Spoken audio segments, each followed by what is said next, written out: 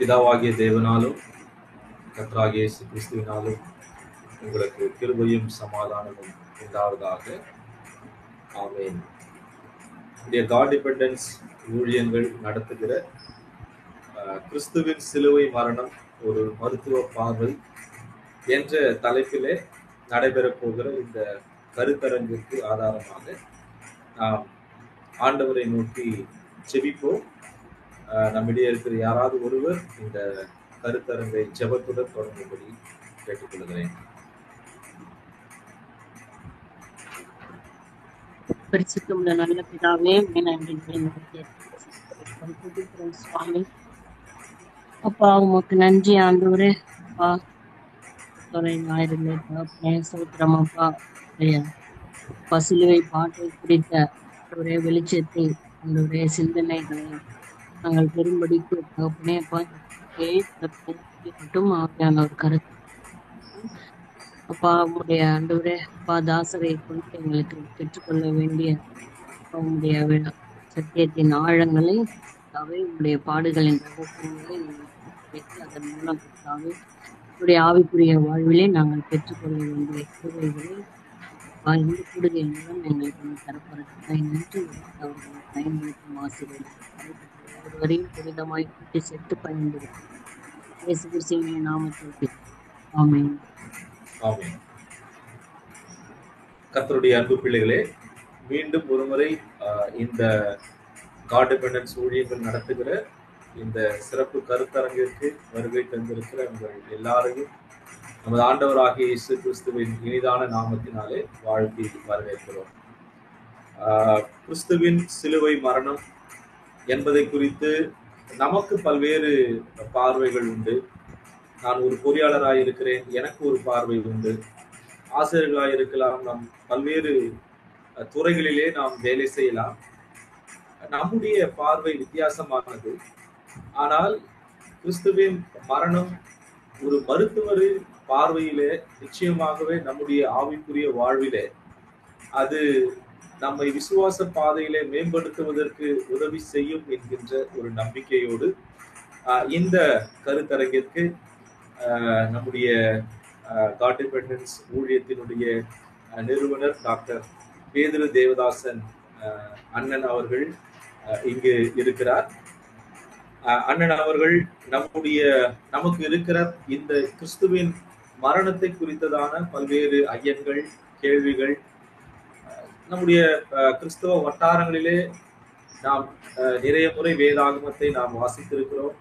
அதில் இருக்கிற கிறிஸ்துவின் பாடுகளை குறித்த சில சந்தேகங்களை நிவர்த்தி செய்வதற்கு அண்ணன் ஒரு சரியான நபராக இங்கே இருக்கிறார். அண்ணனை குறித்து நாம் சொல்லுகிற போது, அண்ணன் தன்னுடைய இளநிலை மருத்துவ துறையை தஞ்சாவூர் மெடிக்கல் காலேஜில் அவர் முடித்திருக்கிறார். பிறகு அவருடைய MBA வெள்ளூரில் இருக்கிற கிறிஸ்தவ மருத்துவ கல்லூரியில் அவர் முடித்து பல்வேறு ஊழியங்களிலே தன்னை ஈடுபடுத்தி கொண்டவராக இருக்கிறார். கடவுளுக்கு பயந்த ஒரு மருத்துவர் என்று சாட்சி கேட்கிற அளவிற்கு அண்ணனுடைய தனிப்பட்ட வாழ்விலும் மருத்துவ துறையிலும் அண்ணன் விளங்கி வருகிறார். அதற்காக நாம் கர்த்தரை ஸ்தோத்திரிப்போம். அவர் EU மினிஸ்ட்ரியிலும் சரி, அதை சார்ந்த பல்வேறு ஊழியங்களிலே முழு மனதோடு தன்னை ஈடுபடுத்தி கொண்டவர். அவர் திருச்சி, வேலூர், நாகர்கோவில், திருநெல்வேலி மற்றும் பல மாவட்டங்களிலே இந்த ஊழியங்களை செய்ததோடு அண்ணன் பணியாற்றியும் இருக்கிறார். தற்போது அண்ணன் அவர்கள் குவைத்தில் சுமார் 10 ஆண்டுகளுக்கு மேலாக வசித்து வருகிறார். அவர் ஒரு மல்டி ஸ்பெஷாலிட்டி டாக்டராக அங்கே இருக்கிறார். அருமையான அவருடைய துணைவியார், நம்முடைய அக்கா டாக்டர் டயானா அவர்கள் குழந்தைகள் நல மருத்துவராக சேவை செய்து வருகிறார்கள். அவர்களுக்கு 2 பிள்ளைகள் கர்த்தர் கொடுத்தவர்கள். இந்த ஊழியத்தில் அண்ணனை கர்த்தர் பயன்படுத்தி கொண்டிருக்கிறார். ஸோ நேரடியாக நம்முடைய இந்த கருத்தரங்கிற்கு அண்ணனை நாம் வாழ்த்தி வரவேற்கிறோம். இந்த கருத்தரங்கின் மூலமாக கிறிஸ்துவின் மரணம் ஒரு மருத்துவரின் பார்வை என்கின்ற இந்த தலைப்பிலே அண்ணனுடைய காரியங்களை நாம் கேட்போம். உங்களுக்கு எழுகிற அந்த சந்தேகங்களை நீங்க அந்த சாட் பாக்ஸ்ல நீங்க போட்டீங்க அப்படின்னா அண்ணன் அவருடைய டாக்கு முடித்து விட்ட பிறகு நாம் அந்த கேள்விகளை அண்ணனிடத்தில் சொல்லுகிற போது அதற்கான பதில்களை நாம் பெற்றுக்கொள்வோம். இப்பொழுது இந்த நேரத்தை அண்ணனிடத்தில் நான் கொடுக்கிறேன்.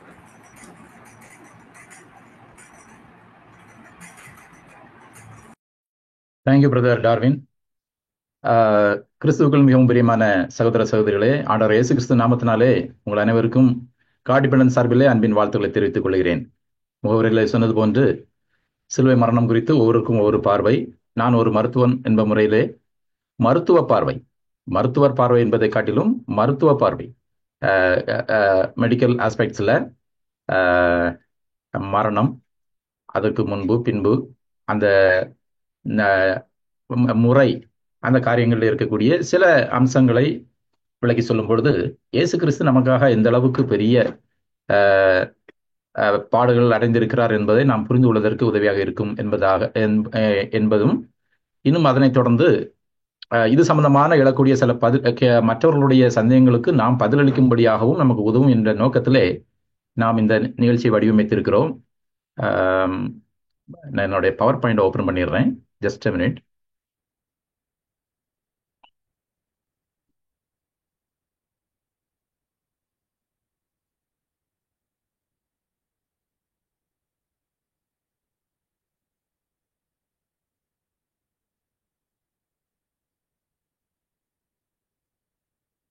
Is it visible? Yes, Anna, visible. Okay. பிரியமானவர்களே, இன்று கிறிஸ்துவனுடைய சிலுவை மரணம் குறித்து அநேக காரியங்களை பேசலாம். ஒரு மணி நேரத்தில் பேசி முடிக்க முடியாது. ஆனால் அதே நேரம் இந்த ஒரு மணி நேரத்தில் நம்முடைய நிகழ்ச்சியினுடைய காரியத்தினுடைய முக்கியமான மையம் அப்படின்னு சொல்லி பார்த்தோம்னு சொன்னா, இந்த ஹிஸ்டாரிக்கலா சீக்வன்ஷியலா ஒன்றன் பின் ஒன்றாக நடந்த சில நிகழ்வுகளை நாம் சில காரியங்களை வரிசையாக சொல்லவும், அதனுடைய மருத்துவ துறை சார்ந்த மருத்துவ அம்சங்கள் சார்ந்த சில காரியங்களை சொல்லும் பொழுது கிறிஸ்து எந்த அளவிற்கு பாடுகளை பட்டார் என்பதை நாம் புரிந்து கொள்வதற்காகவும், அந்த நேரத்தில் இயேசு கிறிஸ்துவனுடைய சிலுவை மரணம் ஒரு சரித்திரம் என்று சொல்லும் பொழுது அது ஒரு கதை அல்ல, இல்லையென்றால் சரித்திரத்திலே காணப்பட்ட ஒரு சாதாரணமான காரியம் அல்ல. அது விசித்திரமானது, இல்லையென்றால் அபூர்வமானது. எத்தனையோ சிலுவை மரணங்கள் உலகத்தில் இருந்திருக்கிறது, ஆனாலும் இவருடையது விசித்திரமானது, நோக்கம் நிறைந்தது என்பதை நாம் புரிந்து கொண்டு, மாத்திரமல்ல நமக்கு வரும் சந்தேகங்களையும் மற்றவர்கள் நம்மை நோக்கி அவருடைய சிலுவை மரணம் குறித்து எழுப்பும் சில கேள்விகளுக்கும் பதிலளிக்கும் விதமான சில காரியங்களை முதலிலே நான் சொல்லிவிடுகிறேன். பின்னர் அதை தொடர்ந்து பிரதர் டார்வின் அவங்க கேள்வி கேட்கிறாங்க. இதை கேட்டுக்கொண்டிருக்கிற உங்களுக்கும் எழுகிற கேள்விகளை நீங்கள் கேட்கும்போது நான் அதனை சொல்ல நான் முயற்சி செய்கிறேன். அதனாலே கேள்வி பதில் நிகழ்ச்சியாக இது போக போறதுனால எல்லா காரியங்களையும் விஷயங்களையும் நான் முதல்ல ஒரே இதில் சொல்லிட முடியாது. ஒரே ஸ்லைட்ஸ் கொஞ்சம் நிறைய இருந்தாலும் நான் ஒரு 20 நிமிடத்தில் இதை முடிச்சிருவேன். அதுக்கப்புறமா அது கேள்விகளாக தொடர்ந்து நாம் டிஸ்கஷனுக்குள்ள போகலாம் என்பதை நான் சொல்லிக் கொள்கிறேன். இது நமக்கு எல்லாரும் நம்ம பைபிள் படிச்சிருப்போம். ஆனால் நான் ஒரு டாக்டர் முறையில் literature, especially medical literature and other historical, other archaeological, இந்த மாதிரி வேற ஆஸ்பெக்ட்லையும் பார்க்கக்கூடிய லிட்ரேச்சர்ஸ் எல்லாம் கொஞ்சம் பார்த்து இதனை நம்ம ப்ரிப்பேர் பண்ணி உங்களுக்கு ப்ரெசென்ட் பண்ணுறோம்.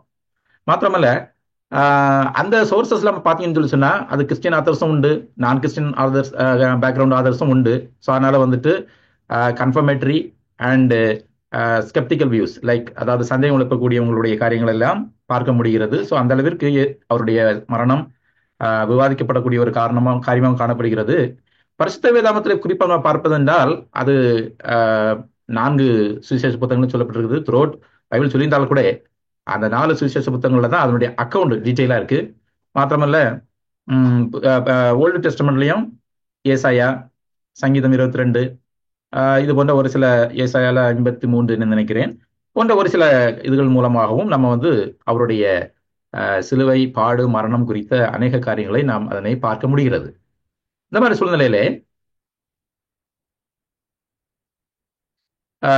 சூழ்நிலையிலே நாம் ஒரு சில நிகழ்வுகளை வரிசையாக பார்ப்போம். வரிசையாக பார்க்கும் பொழுதுதான் அந்த காரியங்கள் புரியும். அதனுடைய சாராம்சம், வேதனையினுடைய உச்சகட்டம், காரியங்கள் எல்லாம் நமக்கு புரியும். அதனை விளக்குவதற்கான இது படத்தை பார்த்தால் உடனே புரிய போவதில்லை. சுருக்கமாக இதை சொல்வதா இருந்தால், பெத்தானியா நகரம், மேல் வீட்டிலே ராபோஜனம், இது வியாழக்கிழமை நடக்குது. அப்புறமா ஒலிவமலைக்கு போறாங்க. அங்க கெத்செமனே தோட்டத்தில் அவர் ஜெபிக்கிறார்.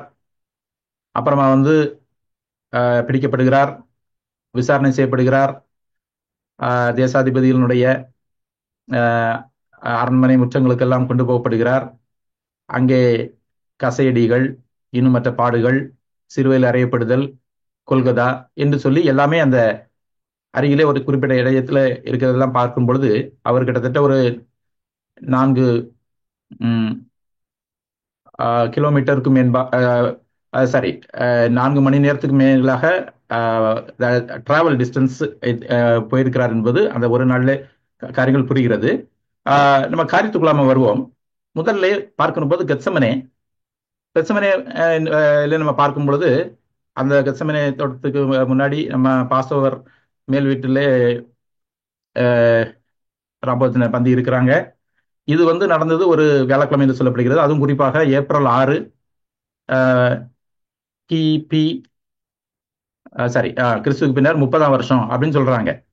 அப்படின்னா அவர் இது அந்த நம்முடைய காலண்டருடைய வடிவமைப்பு அந்த காரியங்கள பார்க்கிறப்போ எக்ஸாக்டா இயேசு கிறிஸ்து அந்த நாள்ல இருந்து அது கிபி 1ஆம் நூற்றாண்டுன்னு வரல. அது 4 இல்லைன்னா 4ல இருந்து 6க்குள்ள இருக்கும்னு சொல்றாங்க. ஸோ அப்படிலாம் கணக்குல பார்க்கிறப்போ இது கிபி 30ஆம் வருடம் 6ஆம் தேதின்னு சொல்றப்போ இயேசு கிறிஸ்துக்கு அப்போது 33 வருஷம் இருந்திருக்கும் அப்படின்னு சொல்லிட்டு கணிக்கிறாங்க. ஸோ கெத்செமனே தோட்டத்துக்கு அங்க அதற்கு பிறகு அவர் ஒலிவமலைக்கு போறாரு. அப்புறம் கெத்செமனே தோட்டத்தில் நடக்கிற காரியங்களை நம்ம வரிசையான காரியங்களை பார்க்கிறோம். அந்த நேரத்துல அவர் நிறைய அவர் சில பாடுகளை படுறார். அவருடைய பாடுகளை அந்த நேரத்தில் நம்ம பார்த்தோம்னு சொல்லி சொன்னா அவருக்கு இருக்கிறது மனம் சார்ந்த, இல்லைன்றால் மென்டல் அகனி. பிசிக்கல் அகனி பின்னாடி வரப்போகுது. ஸோ பிசிக்கல் அகனிக்கு முன்னாடியே அவர் நிறைய மென்டல் மன ரீதியாக பாதிக்கப்பட்டிருந்தார். யூதாஸ் காரியத்தை காட்டி கொடுத்தான். சீடர்கள் விட்டு போனாங்க. யாரை ரட்சிக்க வந்தாரோ அவர்களால் குற்றம் சாட்டப்படுகிறார். பின்னாடி இதெல்லாம் அது இன்னும் பிசிக்கல் அகனியே வரல, அப்புறம் வரக்கூடிய பிசிக்கல் நிறைய வருது. ஸோ இந்த இதுல இன்னொன்னு, அவருடைய மரணம் சமீபம் என்று அவருக்கு தெரிகிறது. நெக்ஸ்ட் டேல அவர் மரணம் அடைகிறார். ஸோ அதெல்லாம் பார்க்கும்பொழுது அவருக்கு இருக்கிற அந்த மரண வியாகுலம் நெருங்கிறது என்பதை அறியும் பொழுது அவருக்கு இருக்கக்கூடிய மனிதன் என்ற முறையில் அவருக்கு இருக்கக்கூடிய காரியங்கள்லாம் அது இருந்திருக்கும். ஸோ அந்த மென்டல் அகனி அதெல்லாம் பார்க்கிற பொழுது அந்த கெத்செமனே தோட்டத்திலே நடக்குது. அந்த மென்டல் அகனி எந்த அளவுக்கு இருக்கு அப்படின்னு சொல்லி நம்ம பார்க்கிறப்போ, வியர்வை இரத்தத்தின் துளிகளாக தரையிலே விழுந்தது என்று சொல்லி லூக்கால சொல்லப்பட்டிருக்கிறது. லூக்கா நமக்கு பார்த்தோம்னு சொல்லிச்சுன்னா 4 காஸ்பல்லுமே இது சொல்லியிருந்தாலும் 4 காஸ்பல்லையும் எழுதின அதுல லூக்காங்கிறவர் டாக்டர் என்று சொல்லப்படுகிறது. எனவே அவருடைய ரெக்கார்ட்ஸ் இல்லைன்னா அவருடைய காரியங்கள் கொஞ்சம் விபரமாக மெடிக்கல் ஆஸ்பெக்ட்ல சொல்லப்பட்டிருக்கு அப்படிங்கிறத நம்ம பார்க்க முடியுது. அதுதான் வியர்வை ரத்தத்தின் பெருந்துளிகளாய் விழுந்ததுன்னு சொல்லி பார்க்கிறோம். அதை ஹீமோஹைட்ரோசிஸ் இல்லைன்னா ஹெமட்ரியோசிஸ் என்று சொல்றோம். அதுக்கு பின்னதாக அவர் பிடிக்கப்படுகிறார், விசாரணைகள் செய்யப்படுகிறார். விசாரணை என்று சொல்லும் பொழுது முதல்ல யூதர்களுடைய விசாரணை. என்னன்னா தேவாலய தலைவர்களால, டெம்பிள் அத்தாரிட்டிஸால அவர் பிடிக்கப்பட்டு அண்ணா காய்பா பிரதான ஆசிரியர்கள் கொண்டு போடப்படுகிறார். அது கிட்டத்தட்ட 1 மணியிலிருந்து 3 மணி வரையும் அந்த விடியறதுக்குள்ள நடக்கக்கூடிய அந்த காரியம். அண்ணா கிட்ட அப்புறம் காய்பாவுக்கும் சனகரின் மன்றத்துக்குள்ள போறாங்க. அந்த நேரத்துல கில்டி ஆஃப் பிளாஸ்பமி, அதாவது தேவதூஷணம். இவர் தன்னை தேவன் என்று சொல்லிக் கொண்டார் என்பதுதான் அவர்கள் சொன்னது. பட் அது அத வேற விதமா சித்தரிக்கிறாங்க. அப்படி இருக்கிறப்போ அப்போ அந்த நேரத்துல அந்த போர்ச்சவர்கள் என்ன பண்றாங்க, அவங்கள காவல் காக்கிறவங்க என்ன பண்றாங்க, அவரை மூடி அவர் உமிழ்ந்து அவரை முகத்தில் குத்துறாங்க. குத்துறது நார்மலா குத்துறது இல்லை. அதாவது ஒருத்தங்க குத்துறாங்க அப்படின்னு சொல்லி சொன்னா, குத்துறப்போ நமக்கு தெரியும் சொல்லி நம்ம என்ன பண்ணிக்குவோம், தலையந்த பக்கம் திருப்பிக்குவோம். இல்லைன்னா கொஞ்சம் அந்த ஃபேஸ்ல இருக்கிற மசில்ஸை கொஞ்சம் டைட்டன் பண்ணிக்குவோம். ஸோ தட் அவங்க குத்துற குத்து கொஞ்சம் வலி குறையும். ஆனால் அங்கே குத்துறது நார்மலாக குத்துறது இல்லை. சின்ன பசங்க குத்துற மாதிரி இல்லை. பெரியவங்க பர்பஸ்ஃபுல்லாக இந்த கைக்குள்ள இந்த விரலை இப்படி வச்சு இந்த பெருவிரல் அப்படி கரெக்டாக போய் குத்துற மாதிரி இந்த ஃபிஸ்ட்டை இப்படி வச்சு பண்ணுவோம் இல்லையா, அப்படி குத்துறாங்க. அப்படி குத்துறதுலையும் பார்த்தீங்கன்னு சொல்லி சொன்னா அவரை மூடி அந்த உமிழ்ந்து இதெல்லாம் பண்றதுனால பார்க்குறப்ப வந்து எங்க குத்துறாங்க என்ன பண்றாங்கன்னு தெரியாது. அப்புறம் பார்க்குறப்போ விடிவதற்குள்ளாக சனகரின் மன்றம் அதோடு சேர்ந்து அங்க பரிசெயர் சதுசேயர் அந்த அதுகளுக்கெல்லாம் போறாங்க. அப்போ வந்து அங்க முடிவு பண்றாங்க, ஓகே அவர் வந்து மரணத்துக்கு எதுவான குற்றம் தேவதூஷணம் சொல்லிடுறாரு அப்படின்னு சொல்லி அவரை இது பண்ணி அவரை என்ன பண்றாங்க, அவரை வந்து மரணத்துக்கு ஒப்பு கொடுக்கணும் அப்படின்னு சொல்லி பண்றாங்க. ஆனா அங்க வந்து இது யூதர்களுடைய அமைப்பு இது பண்ணியிருந்தாலும் ஆட்சி செய்யறது ரோமர்களா இருப்பதனாலே அந்த கட்டளை ரோமர்கிட்ட இருந்து வரணும். எனவே விசாரணை ரோமர் அதிகாரத்துக்கு போகுது. அதுலதான் பாத்தீங்கன்னு சொல்லி சொன்னா அதிகாலையிலே டெம்பிள் அத்தாரிட்டிஸும் அங்க இருக்கிற பிலாத்தினுடைய ரெசிடென்ஸுக்கு கொண்டு போறாங்க. அவரு பார்த்துட்டு அவர் தேவதூஷணம் நீங்க சொன்னாலும் அங்க வந்துட்டு ரோம அதிகாரத்தை ரோம ராஜாவை எதிர்த்து தன்னை ராஜா என்று சொல்லிக் கொண்டார் என்று சொல்லி அந்த குணத்துல இது பண்றாங்க.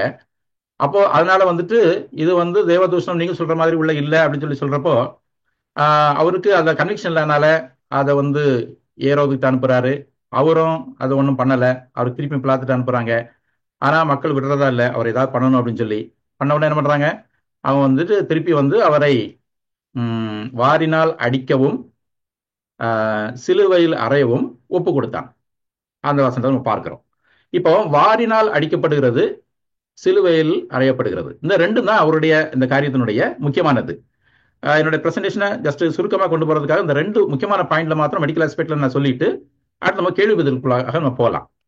இப்போ அதுக்கு முன்னாடி அவருடைய ஹெல்த் எப்படி இருந்திருக்கும்னு சொல்லி பார்த்தோம்னு சொன்னா இயேசு கிறிஸ்து வந்து நடந்தே ஊழியம் செஞ்சதுனால அவர் கண்டிப்பா வந்து நல்ல திலகாத்திரமா இருந்திருப்பாரு. அதில் எந்த மாற்று கருத்தும் கிடையாது. ஒரு தச்சனுடைய மகன் என்பது எடுபடி வேலைலாம் செஞ்சு கூட அவருடைய ஃபிட்னஸ் எல்லாம் இருந்திருக்கும். அப்படிப்பட்ட அந்த ஒரு இது இருந்தாலும் கூட அந்த அந்த முந்தின 12 மணி நேரத்துல நடந்த சில காரியங்கள்லாம் பார்க்கிறப்போ அவர் ஆல்ரெடி எக்ஸாஸ்டடா இருக்கிறாரு அப்படிங்கிறத வந்து நம்ம பார்க்க முடியுது. ஏன்னா வந்து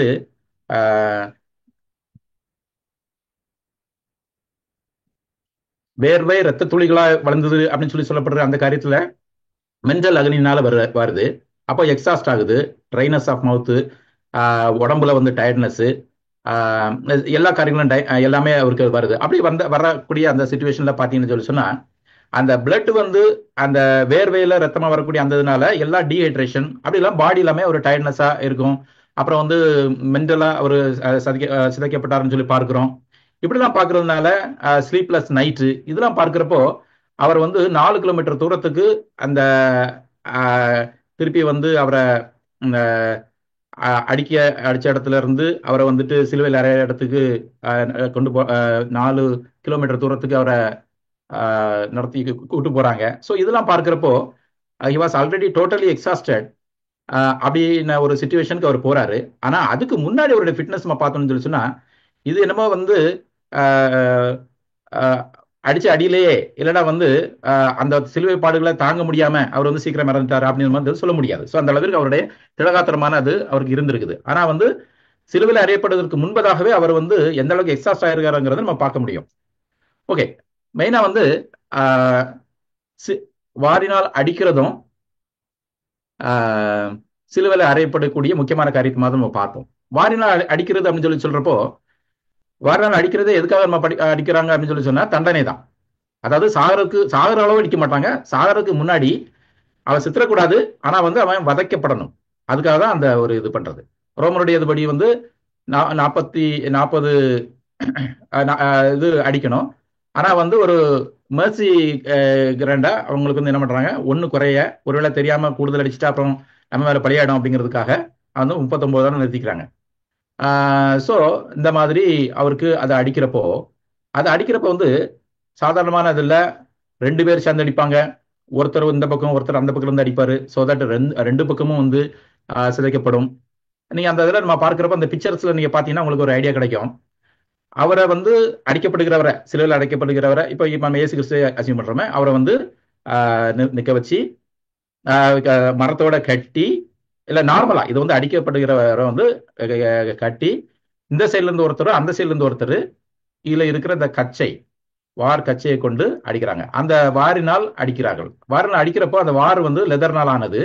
அந்த லெதர் எண்ட்ல பாத்தீங்கன்னா அந்த லெதரே வந்து முடிச்சு மாதிரி இருக்கலாம், இல்லைன்னா வந்து சின்ன சின்ன எலும்பு துண்டு, இல்லைன்னா வந்து இரும்பு துண்டு, இல்லைன்னா வந்து மரக்கட்டை, இது மாதிரி உள்ள காரியங்கள் அதில் வந்து இருக்கும்.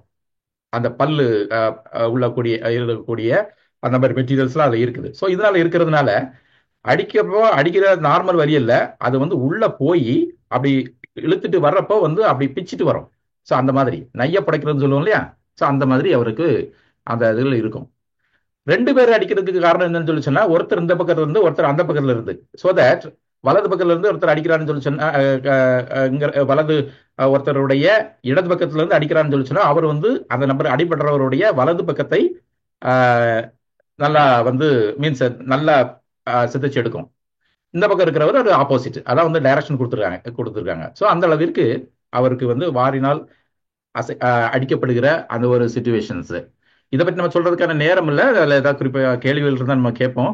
அந்த இதில் பார்க்குறப்போ அவருக்கு வந்து அடிக்க முதல்ல 2-3 அடி வந்து ரத்தம் கண்ணும் ஸ்கின் இதாகும். ஆனால் திருப்பி அடிக்கிறப்போ வந்து என்ன ஆகும் அப்படின்னு சொல்லிச்சுன்னா, அது வந்து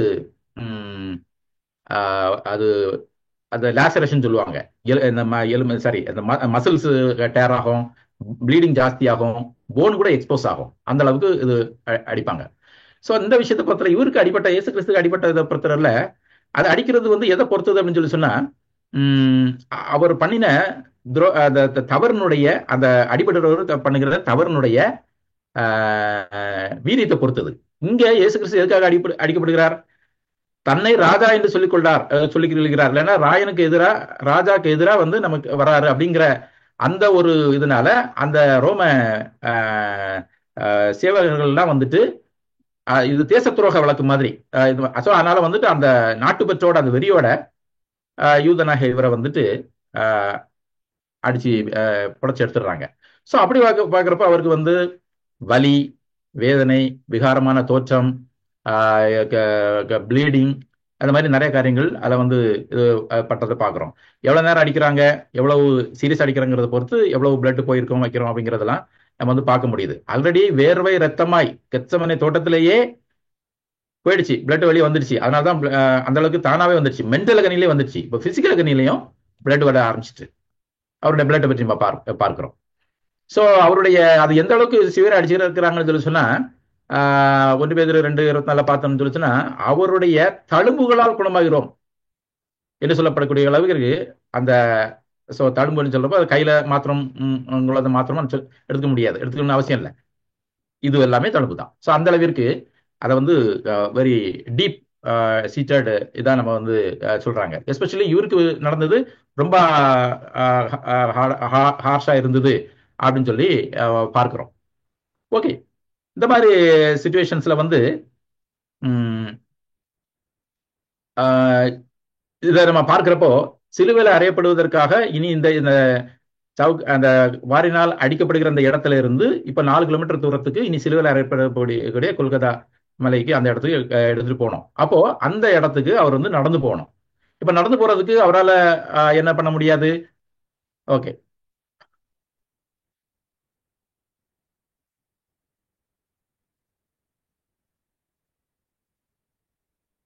ஓகே, நடந்து போக முடியாது.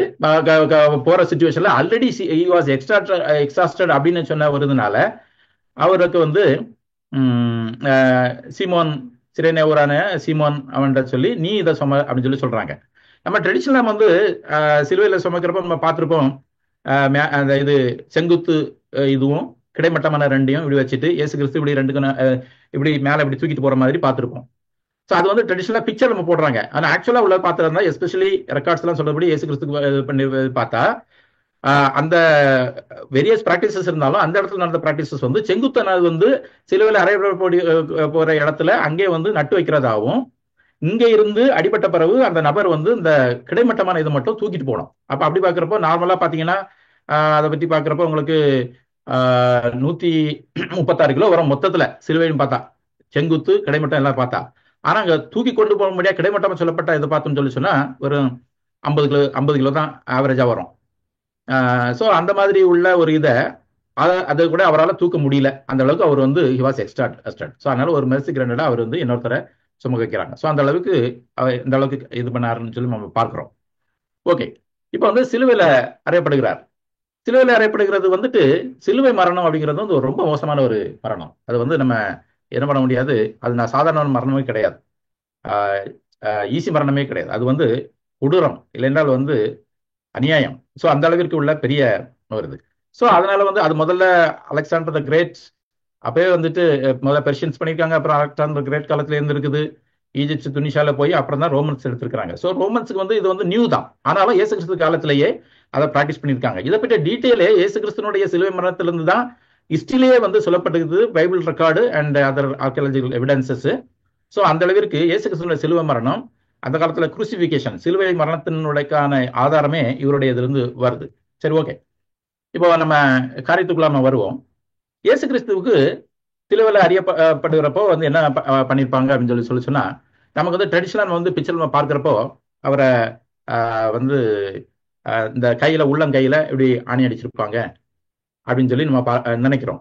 அப்படின்னா இந்த 2வது 3வது மற்றும் 4வது இல்லைன்னா அப்படி இந்த நடுவில் இருக்கிற போன் மெட்டா காப்பல் போன் அதுக்குள்ள அந்த இதுக்குள்ள அடிச்சிருப்பாங்கன்னு அந்த மாதிரி தான் பிக்சர் நம்ம போட்டிருக்குது. ஆனா அப்படி அடிச்சிருக்க வாய்ப்பு இல்லை. ஏன்னா அப்படி அடிச்சா இங்க கேப்பு கம்மியா இருக்குது, மாத்திரமல்ல இங்க இது ஃபுல் வெயிட் இங்க தாங்காது. ஸோ அதனால அவரை வந்து எங்க தான் அடிச்சிருப்பாங்கன்னா மணிக்கட்டில் தான் அடிச்சிருப்பாங்க. மணிக்கட்டில் 2 பெரிய போனும் இருக்குல்ல, அந்த இதுக்கு நடுவில் தான் அடிச்சிருப்பாங்க. அப்படி அடிக்கிறப்போ அங்க கேப் இருக்குது. அந்த ஆணியினுடைய சைஸு அதெல்லாம் இப்போ சொல்றதுக்கு நேரம் இல்லை. அது பார்க்கிறப்போ அதோடைய ஆழம் அந்த நீளம் அகலமெல்லாம் பார்க்கிறப்போ அங்கதான் அது ஃபிட் ஆகும். இங்க போட்டிருந்தா அது வந்து ஃப்ராக்சர் ஆயிடும். ஸோ அவருடைய எலும்புகளில் ஒன்றாலும் முறிக்கப்படுவதில்லை என்ப வேதவாக்கியம் நிறைவேறி இருக்குது. அதனால அவரை வந்து இங்க அடிச்சிருக்க மாட்டாங்க, ஃப்ராக்சர் ஆயிருக்காது. இங்கே நல்லா கேப் இருக்குது. மாத்திரமல்ல அந்த இடத்துல வரக்கூடிய மீடியன் ஆர்டரி அந்த வந்து இதுல வர்றதுனால இந்த இடத்துல வந்து நர்வு பாதிக்கப்படும். அதனால வந்து அவருக்கு கிளாக் ஹேண்டு அது வந்து விரல் இப்படி ஆயிடுது. ஸோ அந்த நேரத்தில் அவருக்கு பயங்கரமான வேதனை இருக்கும். ஸோ இது எக்ஸ்க்ரூஷியேட்டிங் பெயின் வந்து இதில் இருக்கும். ஸோ இதுக்காக வந்து இந்த மணிக்கட்டில் எங்கே அடிச்சிருக்காங்கிறத நம்ம மனசாக்கிக்குவோம். அதே மாதிரி கால்லையும் பார்த்தோம்னு சொல்லி சொன்னா கையில இப்படி அடிச்ச பிறகு ஆக்சுவலா வந்து என்ன பண்றாங்கன்னா கையில இப்படி அடிச்சிட்டு அப்புறம் தூக்கி அவரை நிறுத்தி அப்புறம் வந்து அதுக்கப்புறம் தான் கீழே வந்து ஒரு ஸ்டூல் மாதிரி வச்சு, ஸ்டூல் மாதிரி வைக்கிறது அப்படின்னு சொல்லி சொன்னா ரொம்ப நேரம் நாள் இருக்கணும் அப்படின்னு சொல்லி சொன்னா ஸ்டூல் வச்சு இது பண்றாங்க.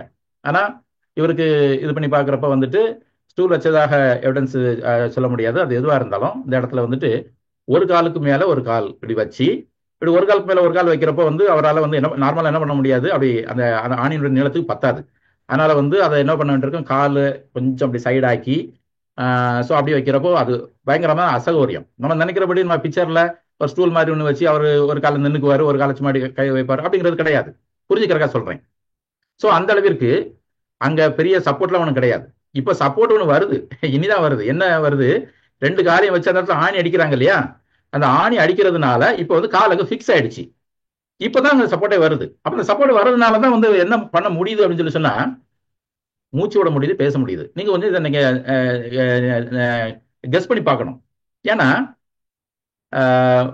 பேசுறது மூச்சு விடுறது, நம்ம மூச்சு விடுறோம் அப்படின்னு சொல்லி சொன்னா நீங்க நல்லா யோசிச்சு பாருங்க, நெஞ்சு உள்ள போகும் வெளியே வரும். நீங்க கை 2 ஒரு இடத்துல மேல அரைஞ்சிட்டு நீங்க தொங்க மட்டும் விட்டுருந்தீங்கன்னா என்ன ஆகும், நீங்க அந்த மூச்சு உள்ள வெளியில எடுக்கிறப்போ உங்களுடைய மொத்த பாடியும் மேல போய் கீழே வரணும். அப்ப அது எவ்வளவு கஷ்டம், அதை ஒரு மூச்சை பண்ண முடியாது. அப்ப அதுக்கு ஆணி அடிச்சதுதான் உதவுது, அதை நம்ம புரிஞ்சுக்கணும். அப்ப அந்த ஆணியில தாங்கிட்டு ஏதோ முடிஞ்ச அளவுக்கு இது பண்ணி அவர் வந்து மூச்சு விட்டு காரியங்களை பண்றாரு. அப்ப மூச்சு விட்டு அந்த பண்ற அந்த நேரத்துல பாத்தீங்கன்னா மூச்சு விடுறது பெரிய சிரமமான ஒரு காரியம். அதான் ஏற்கனவே சொன்னேன். அந்த மூச்சு சிரமமான காரியத்திலையும் அவர் என்ன பண்ணியிருக்கிறாரு, 7 வார்த்தை பேசியிருக்கிறார். அதனால வந்து நம்ம வந்து மூச்சு விட கஷ்டப்படுறவங்க, எஸ்பெஷலி செஸ்ட் பெயின்ல எல்லாம் வந்து ஆஸ்மா காரங்க ஹாஸ்பிட்டல் வரப்போ என்ன பண்ண மாட்டாங்க, வந்துட்டு ஒன்று கேட்டா வந்து நம்ம பெரிய விளக்கம்லாம் சொல்ல மாட்டாங்க. எங்க இருந்து வரீங்க, என்னன்னு சொன்னா பேரு, ஊரு, முக்கியமான அது மட்டும் பாயிண்ட் மட்டும் தான் சொல்லுவாங்க. அவங்களால பேச முடியாது, ஏன்னா மூச்சு அவ்வளவு கஷ்டமா இருக்கும். அப்போ இவரு மூச்சு விடுறதுக்கே, தொங்கிட்டு இருக்கிற நேரத்துல மூச்சு விடுறதுக்கே கஷ்டம், அதுக்கு நேரத்துல பேசிருக்கும் செய்யறாருங்கிறப்போ அவருடைய வார்த்தைகள் பிரிசியஸ், நம்ம அதை புரிஞ்சுக்கணும். ஓகே, இந்த மாதிரி பாடுகள்லாம் அவர் பட்டிருக்கிறார், நம்ம பார்க்கிறோம். இந்த மாதிரி சிச்சுவேஷன்ஸ்ல அவர் வந்து நமக்கு நேரம் இல்லாதனால நான் ஒரு 5 நிமிடத்துல என்னுடைய இந்த பிரசன்டேஷன்ல வந்துடுறேன், முடிச்சிடுறேன். இப்ப நம்ம வந்து நம்ம கேள்விகளுக்குள்ள போகலாம். அந்த நேரத்துல வந்து என்ன நடந்திருக்கும் அப்படின்னு சொல்லி நம்ம பார்க்கிறப்போ, இவருடைய இந்த பொசிஷன் இந்த மாதிரி நான் இப்போ சொன்னது இந்த பிக்சர்ல இருக்குது. அந்த ஒவ்வொரு தடவையும் மூச்சு உள்ள வெளியில இதெல்லாம் எடுக்கிறப்போ இட் இஸ் ஸ்டெர்னியஸ் ப்ராசஸ், ஒரு முடியாத இல்லைன்னா வந்து மிகவும் கடினமான கஷ்டமான ஒரு காரியம். ஸோ அந்த இதனால வந்து என்ன ஆகும்னு சொல்லிச்சுன்னா எல்லாம் எக்ஸாஸ்ட் ஆகி ஆல்ரெடி அடிபட்டு இருக்குது, ரத்தம் வந்திருக்குது, பிஞ்சி இருக்குது, எல்லாம் உங்களுக்கு தெரியும், மசில்ஸ் எல்லாம் போய் கிடக்குது. ஸோ இந்த மாதிரி சுச்சுவேஷன்ஸ்ல அந்த ஒரு எக்ஸாஸ்ஷன், அந்த ஒரு காரியத்தினால லங்ஸ் அப்படிங்கிறதுல இப்போ லங்ஸ்ல இன்ஃபெக்ஷன் வந்தா அங்கே வந்து தண்ணி கட்டும், ப்ளூரல் எஃபிஷன் சொல்லுவாங்க. அது மாதிரி இங்கேயும் கூட ப்ளூரல் எஃபிஷன் அப்படிங்கிற இந்த நுரையீரல்ல நீர் கட்டியுது. இருதயமும் வந்து ஒவ்வொரு தடவையும் அந்த பம்பிங்கு இல்லைன்னா அந்த இதெல்லாம் பண்றதுனால அங்கேயும் வந்து தண்ணி கோர்த்துக்குது, ப்ளூரல் எஃபிஷன் சொல்லுவாங்க. ஸோ இந்த மாதிரி இதெல்லாம் இது பண்ணனால அவருக்கு வந்து மரணம் எப்படி வந்திருக்கும் அப்படிங்கிறத பற்றி பல தியரி, பல காரியங்கள். அப்படிப்பட்ட சிச்சுவேஷன் அவர் எப்படிப்பட்ட ஒரு மரணத்தை தழுவியிருப்பார், காரியத்தை பண்ணிருக்காருன்னு சொல்லி பார்க்கிறப்போ அந்த அதுக்கு முன்னாடி நடக்கிற ஒரு காரியம், மரணத்தை, அந்த சிலுவை மரணத்தை இது பண்றவங்க வந்துட்டு அந்த 6 மணிக்கு அப்புறம் அந்த அவரை இது பண்ண முடியாது, அவர் வந்து சிலுவையில இருக்கக்கூடாது, அவரை இறக்கணும். அப்போ வந்து அப்படி இறக்கணும்னா அந்த சிலுவையில இருந்து கீழே இறங்க வைக்கணும். அப்படின்னா எப்படி, அவரை இறக்க வச்சு சாக அடித்து இறக்கணும். அப்போ ஒருவேளை வந்து சில பல காரணங்கள்னால வந்து அவர் சர்வைவ் ஆகி போயிட்டு கொண்டு இதை அதிகமாகி போயிட்டு இருந்தா அவங்கள டக்குன்னு வந்து சாகடிக்கிறதுக்காக என்ன பண்ணுவாங்க, எலும்பை உடைப்பாங்க. எந்த எலும்பை, கால் எலும்பை உடைப்பாங்க. நான் இப்ப ஏற்கனவே சொன்ன மாதிரி அந்த ஆணி அடிச்சு சப்போர்ட் கிடைச்சதை வச்சுதான் கொஞ்சமாவது ஊனி அப்படி கொஞ்சம் அப்படி மூச்சு விட்டுட்டாரு. கால் வலிக்கும், அது வேற விஷயம். ஆனாலும் அந்த கொஞ்சம் ஊனி மூச்சு விடுறதுக்கு ஒரு வாய்ப்பு இருந்தது. அந்த வாய்ப்பும் இல்லாதபடிக்கு என்ன பண்ணிடுவாங்க, எலும்பை உடைச்சு விட்டுருவாங்க. ஸோ தட் அதுவும் முடியாது, டக்குன்னு இறந்துருவாங்க, அவரை இறக்கிடுவாங்க. இதுதான் நடந்தது. ஸோ அப்படி வந்து பண்றதுக்காக பண்றப்போ வரப்போதான் வந்துட்டு விழா எலும்புல சேவன் குத்துறப்ப வந்து ரத்தமும் தண்ணீரும் புறப்பட்டு வருது. உடனே என்ன பண்ணிட்டான், சரி இது ஆல்ரெடி இது டெட் கேஸு, டெட் தான். ஏன்னா அதுக்கு முன்னாடியே அவர் சொல்லிட்டாரு, 7 வார்த்தை சொல்றப்போ முடிந்ததுன்னாரு, இதாவே உங்களுடைய கரங்களில் ஆவி ஒப்பு கரைக்கிறேன்னு சொன்னாரு. இப்படி எல்லாம் சொன்னதுனால அப்புறம் எல்லாம் முடிஞ்சுன்னு சொல்லி அவங்களும் இது பண்ணிட்டு they certified that he is already dead. So அதனால வந்துட்டு அவருடைய எலும்பு முடிக்கல. எலும்புகளில் உண்டாலும் முறிக்கப்படுவதில் என்ன தீர்க்க தரிசனம் வேற சிலுவையில் அறியப்படுறவர்களுக்கு அது காமனான பிராக்டிஸா இருந்தாலும் இயேசு கிறிஸ்து நடக்கல. ஸோ இதெல்லாம் நமக்கு வந்து எவிடன்ஸா நம்ம சொல்லக்கூடிய காரணம். ஸோ இதெல்லாம் நம்ம பார்க்கிறப்போ அவர் வந்து என்ன வகையான மரணத்தை தழுவியிருப்பார் என்று பார்க்கிறப்போ அவர் வந்து ஒரு கொடூரமான மரணத்தை தழுவி இருக்காருங்கிறத நம்ம வந்து இவ்வளவு நேரம் சொன்னதை ஓரளவு நீங்க புரிஞ்சிருப்பீங்க. நாம வந்து எப்பவுமே வந்து டாக்டர்ஸ்கிட்ட வந்துட்டு காசாப்டத்து நம்ம சொல்றப்போ மூச்சு விட முடியாம, இருதயம் வேலை செய்யாம, இல்லைன்னா கார்டியோ ரெஸ்பிரேட்டரி அரெஸ்ட்னு சொல்லுவோம். அது வந்து காசு கிடையாது, அது வந்து மோடு, என்ன விதமா இறந்தாரு அப்படிங்கிறதான் சொல்லுவாங்க. கடைசியில் மூச்சு முடியாமடியா இருந்தாரு நம்ம சொல்றோம் இல்லையா, நெஞ்சு வலியோட இருந்தாரு, ஸோ என்ன சொல்றோம் இல்லையா. ஸோ அந்த மாதிரி. ஆனா அவருடைய இதுகளில் பார்த்தோம்னு சொல்லிச்சுன்னா நிறைய மேஜர் அண்ட் மைனர், நார்மலா காசாப்டத்துல மேஜர் அண்ட் மைனர் காசஸ் இருக்கும். அதுல மேஜர் காசஸ் தான் வந்து நம்ம காசாப்டத்துன்னு சொல்லுவோம். இயேசு கிறிஸ்துனுடைய இதுல பார்த்தோம்னு சொல்லிச்சுன்னா எக்ஸாஸ்ஷன், ஆல்ரெடி இஸ் எக்ஸாஸ்டட், உடம்புல தண்ணி இல்லை, வேர்வையெல்லாம் ரத்தமாய் ஆல்ரெடி இதாயிடுச்சு, நைட்டு ஃபுல்லா தூக்கம் இல்லை, தண்ணி மீன்ஸ் அலைச்சல், ஸோ இந்த மாதிரி மன உளைச்சல், ஸோ இந்த மாதிரி காரியங்கள். அப்புறம் பெயின் எங்கெங்கெல்லாம் இருந்துச்சு, வாரநாள் அடிக்கப்பட்டிருப்போ பெயின், மனத்து பெயின், அது விஷயம். வாரநாள் அடிக்கப்பட்டிருப்போ, சிலுவையில் அடிக்கிறப்போ மாத்திரம் இல்லை, ஒவ்வொரு முறையும் மூச்சு எடுக்கிறப்போ அதை நம்ம யாருமே நினைக்கவே மாட்டோம். அதை நான் வந்து புரிஞ்சுக்கிறதா சொன்னேன். அப்புறம் அதனால பெயின் ஷாக்ல கூட சில பேர் இறந்துருவாங்க. இதெல்லாம் நம்ம பார்த்துருப்போம் ஹாஸ்பிட்டல்ல. ஏதாவது ஒரு அதிகமாக வலி வர நேரம் ஷாக் ஆய்க்கில் விழுந்துருவாங்க. வலி அதிகமாக இருந்தா நம்ம ஷாக்ல விழுவாங்க. அது மாதிரி சின்கோப்பு, மயக்கம் வந்து விழுவாங்க. அது மாதிரி அப்போ இதெல்லாம் வந்து ப்ளீடிங், உடம்புல வந்து ப்ளீடிங், எல்லாம் ரத்தம் போயிடுச்சுன்னு சொன்னா அப்புறம் அதனாலையும் வந்துட்டு இறந்துருக்கலாம். இந்த மாதிரி தசைகள் எல்லாம் அடிச்சு இது பண்ணி எல்லாம் பண்ணனால ஃபேட் எம்பாலிசம்னு சொல்லுவாங்க. அங்க அது வந்து உருவாக்கக்கூடிய அந்த இதுகள்லாம் வந்துட்டு பிளட்ல இதாகி அது போய் லங்ஸ்ல போய் இது பண்றப்போ எம்பாலிசம், ஃபேட் எம்பாலிசம், அதனால இறந்திருக்கலாம். அவரு இருதயம் வந்து ஒரு லெவலுக்கு மேல இது பண்ண முடியாம ஒரு ரப்சர் ஆகி உடஞ்சிருக்கலாம். மீன்ஸ் திடீர்னு வந்து இருதயம் ஹார்ட் அட்டாக்னு சொல்றோம் இல்லையா? ஹார்ட் அட்டாக்னா என்ன? ஹார்ட் அட்டாக் நீங்க கேள்விப்பட்டிருப்பீங்க. ஹார்ட் அட்டாக்னு சொல்லி சொன்னா இருதயத்துக்கு போகக்கூடிய இரத்த குழாயில ஒரு பிளாக் ஆகி அந்த இருதயத்தினுடைய வால், அந்த இருதய அறை, அந்த வால், அந்த பெரிய வெளியில இருக்கிற இது டேமேஜ் ஆயிட்டதுனால என்ன ஆயிடுது, அதனால பம்ப் பண்ண முடியல. இவருடைய கேஸ்ல இந்த மாதிரி நிறைய ஸ்டெயின்ஸ் நல்ல காரணங்கள்லாம் இருக்கிறதுனால ஒரு கட்டத்துல வந்து இந்த இருதய அறையே விட்டு போயிடுச்சு. அதாவது வந்து மீன்ஸ் அந்த உடஞ்சிருக்கும், மீன்ஸ் அந்த டேமேஜ் ஆன இருதயத்தினுடைய வால் வந்து உடஞ்சிருக்கும். ஸோ கார்டியக் ரப்சர் இருக்கலாம்னு சொல்றாங்க. அப்புறம் சிலர் சொல்றாங்க அந்த சேவர்கள் ஒருவன் ஈட்டினால் குத்தினான்னு சொல்றான் இல்லையா? அப்போ ரத்தமும் நீரும் வந்தது அப்படின்னு சொல்லி சொல்றோம். அப்ப ரத்தமும் நீரும் வந்த அந்த நேரத்துல ஒருவேளை கொஞ்ச நஞ்ச இருந்த ரத்தம் கூட அங்கிருந்து வெளியே வந்தது. சரி, அது பெரிய விவாதம், அதுக்குள்ள போக வேண்டாம், அது கேள்வி கேட்டாம சொல்லிக்குவோம். அந்த மாதிரி குத்தி அந்த நேரத்துல கூட வந்திருக்கும் அப்படிங்கலாம். அது கூட நம்ம என்ன சொல்லலாம்னா கடைசி சொட்டு ரத்தம் கூட இயேசு கிறிஸ்து நமக்காக சிந்தனான்னு சொல்வதற்கு இது வந்து ஒரு எவிடன்ஸ். ஸோ இந்த மாதிரி எல்லாம் பார்க்குறப்ப ஒரு காரியத்தோட நான் முடிச்சிடுறேன். இவர் வந்து நிறைய இதனால இறந்திருக்கு. ஆனா வந்து இந்த ஷாக் அப்படிங்கிற ஒரு காரணத்தினால அவர் இறந்திருக்கலாம். அது பெயினா இருக்கலாம், ப்ளீடிங்கா இருக்கலாம். அது அந்த ப்ளீடிங்கே காரணம் வந்துட்டு கன்சம்ஷன் இதுன்னு சொல்லுவாங்க. அதாவது கொஞ்சம் கொஞ்சமா பிளட் கோயகுலேட் ஆக அது வந்து ஒரு லெவலுக்கு மேல அங்க வந்து ரத்தம் உறையிறதுக்கே அங்க ஃபேக்டர் இருக்காது. அதனால வந்து ப்ளீடிங் ஃபர்தர் ஆகிட்டே இருக்கும். ஸோ அப்படி பல விதங்கள்னால அவர் ஷாக்னால இறந்திருக்கலாம். இதுல ஆனா ஒண்ணு தெரியுது, இது வந்து திடீர்னு ஏதோ அந்த பாசிபிள் தியரிஸ் நம்ம பார்க்கிறப்போ இந்த ஒரு காரியத்தோட சொல்றேன். கார்டியக் ரப்சர்னால இருந்துக்கலாம்னு சொல்றாங்க, ஹார்ட் வேலை செய்யாம பண்ணிருக்கலாம், பிளட் இல்லாம தண்ணி இல்லாம மயக்கம் வந்து ஆஸ்பெக்சியான்னு சொல்லி சொல்றப்போ அந்த உடம்புல ஆக்சிஜன் இல்லாம கார்பன் டை ஆக்சைடு கூடி போய் அதனால மயக்க நிலைக்கு போய் அந்த மயக்க நிலையிலேயே, அதாவது அந்த அசிடோசிஸ் காரியங்கள்லாம் சொல்லுவோம், அந்த மயக்க நிலையிலேயே அப்படி உயிர் பிரிந்ததுன்னு சொல்லுவோம் இல்லையா? அப்படி ஆயிக்கலாம் அப்படின்னு சொல்றாங்க. ஆனா இயேசு கிறிஸ்து மயக்க நிலையெல்லாம் வந்து உயிர் பிரியல. அந்த மாதிரி இதெல்லாம் இருக்கிறப்ப வந்து ஏன்னா வந்து அவர் இறக்கவே இல்லை, மயக்க நிலையில இருந்தாரு, அவர் வேற செத்துட்டாருன்னு சொல்லி காலை வேற முறிக்காம அவரை கீழே இறக்கிட்டாங்க. கீழே இறங்கின பிறகு அவரு திருப்பி உயிர் வந்துட்டாரு அப்படின்னு சொல்லி நம்பாதவங்க சொல்லிட்டு இருக்கிறாங்க. அவர் வந்து ஆக்சுவலா அவர் இறக்கலன்னு சொல்லி. ஸோ அதெல்லாம் அதுல கிடையாதுங்கிறத நம்ம சொல்றோம். ஸோ வந்துட்டு ஆனா உண்மை, இயேசு கிறிஸ்து தன்னைத்தானே ஒப்பு கொடுத்தார், சாவதற்கு ஒப்பு கொடுத்தார். ஸோ வந்து மயக்க நிலையில அவர் அப்படியே இறந்து போகல, கான்சியஸ்லி. அதாவது வந்து அதை பற்றி நம்ம சொல்லுவோம் கேள்வி வந்தால். என்னன்னு சொல்லி சொன்னா அவர் வந்து மயக்க நிலையிலேயே உயிர் பிரியல, கான்சியஸ்லி ஹி டைடு, வாலண்டரியா வந்து தன்னுடைய சிலுவை மரணத்துக்கு ஒப்பு கொடுத்தார். ஸோ இதுதான் வந்து இவருடைய காரியங்களை பார்க்கிறப்போ கேள்விகள் உங்களுக்கு வரும், கேட்பதற்கும் இருக்கும் சொல்லி நான் நம்புறேன். கேள்விகளுக்குள்ள போலாம்.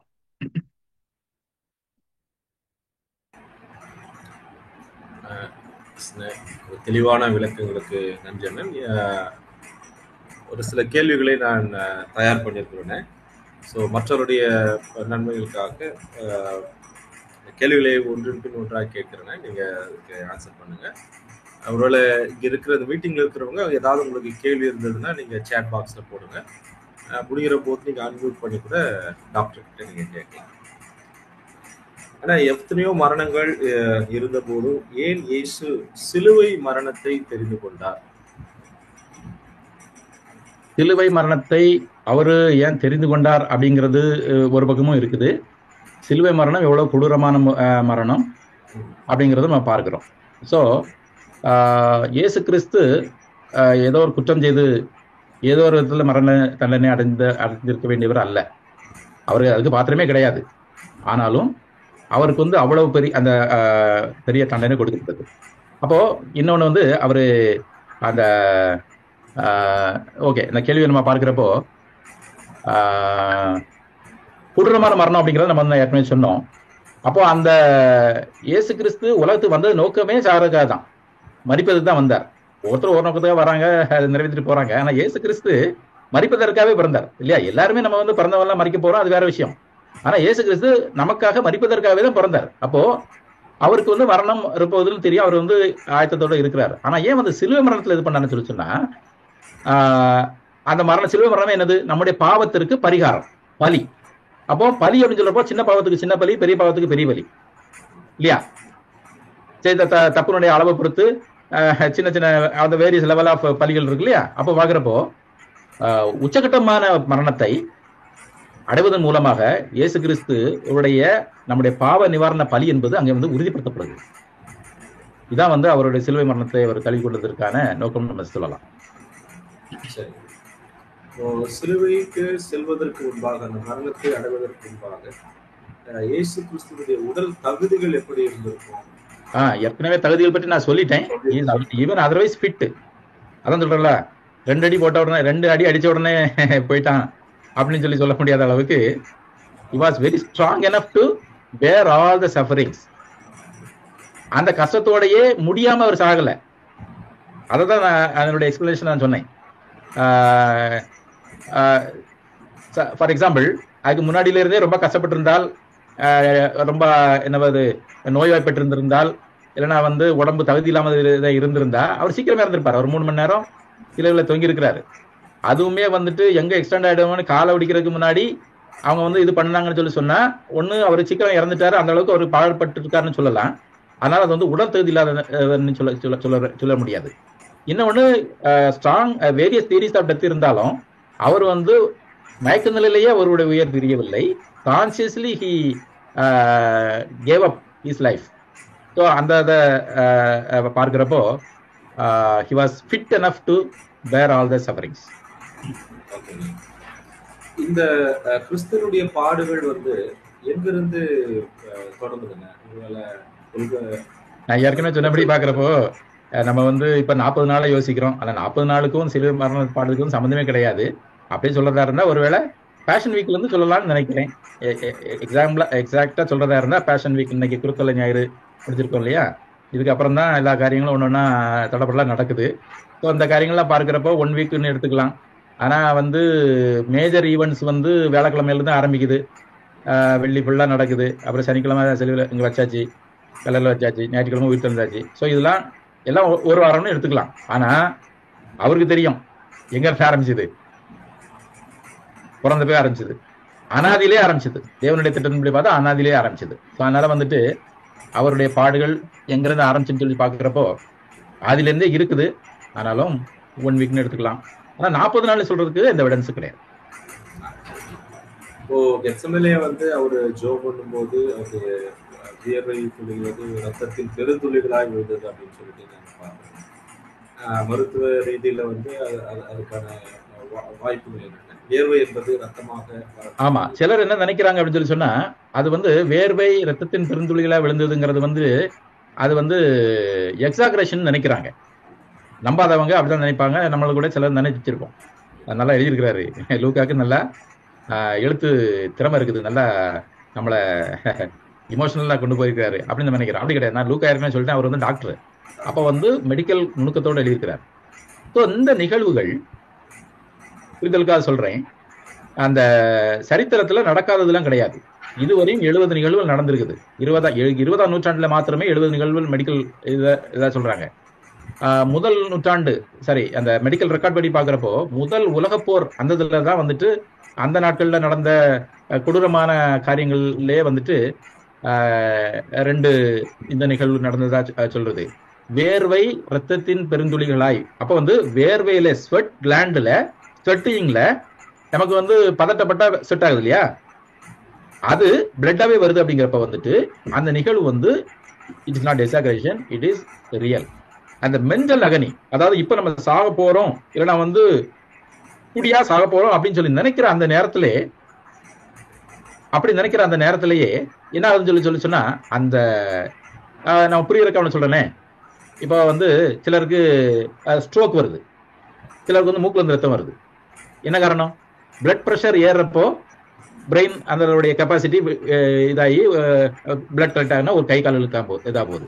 அது மாதிரி பெரியவங்களுக்கு பார்த்தீங்கன்னா மூக்குல இருந்து ரத்தம் வரும். அதுமே வந்து இங்க வெசல்ஸ் வந்து ரொம்ப சாஃப்ட் ஆனது, அதனால அந்த ப்ரெஷர் ஜாஸ்தியா இருப்போ உடஞ்சி போகுது. அப்ப அதே மாதிரி இந்த வேர்வை சுரப்புல இருக்கக்கூடிய அந்த சின்ன சின்ன இது கூட அந்த ஒரு ப்ரெஷர், அப்ப ஸ்ட்ரோக் வரல, எபிசாக்சிஸ் இதெல்லாம் வரல, இதுல மட்டும் எப்படி வந்துன்னு சொல்லி சொன்னா சடன் மென்டல் அகனி.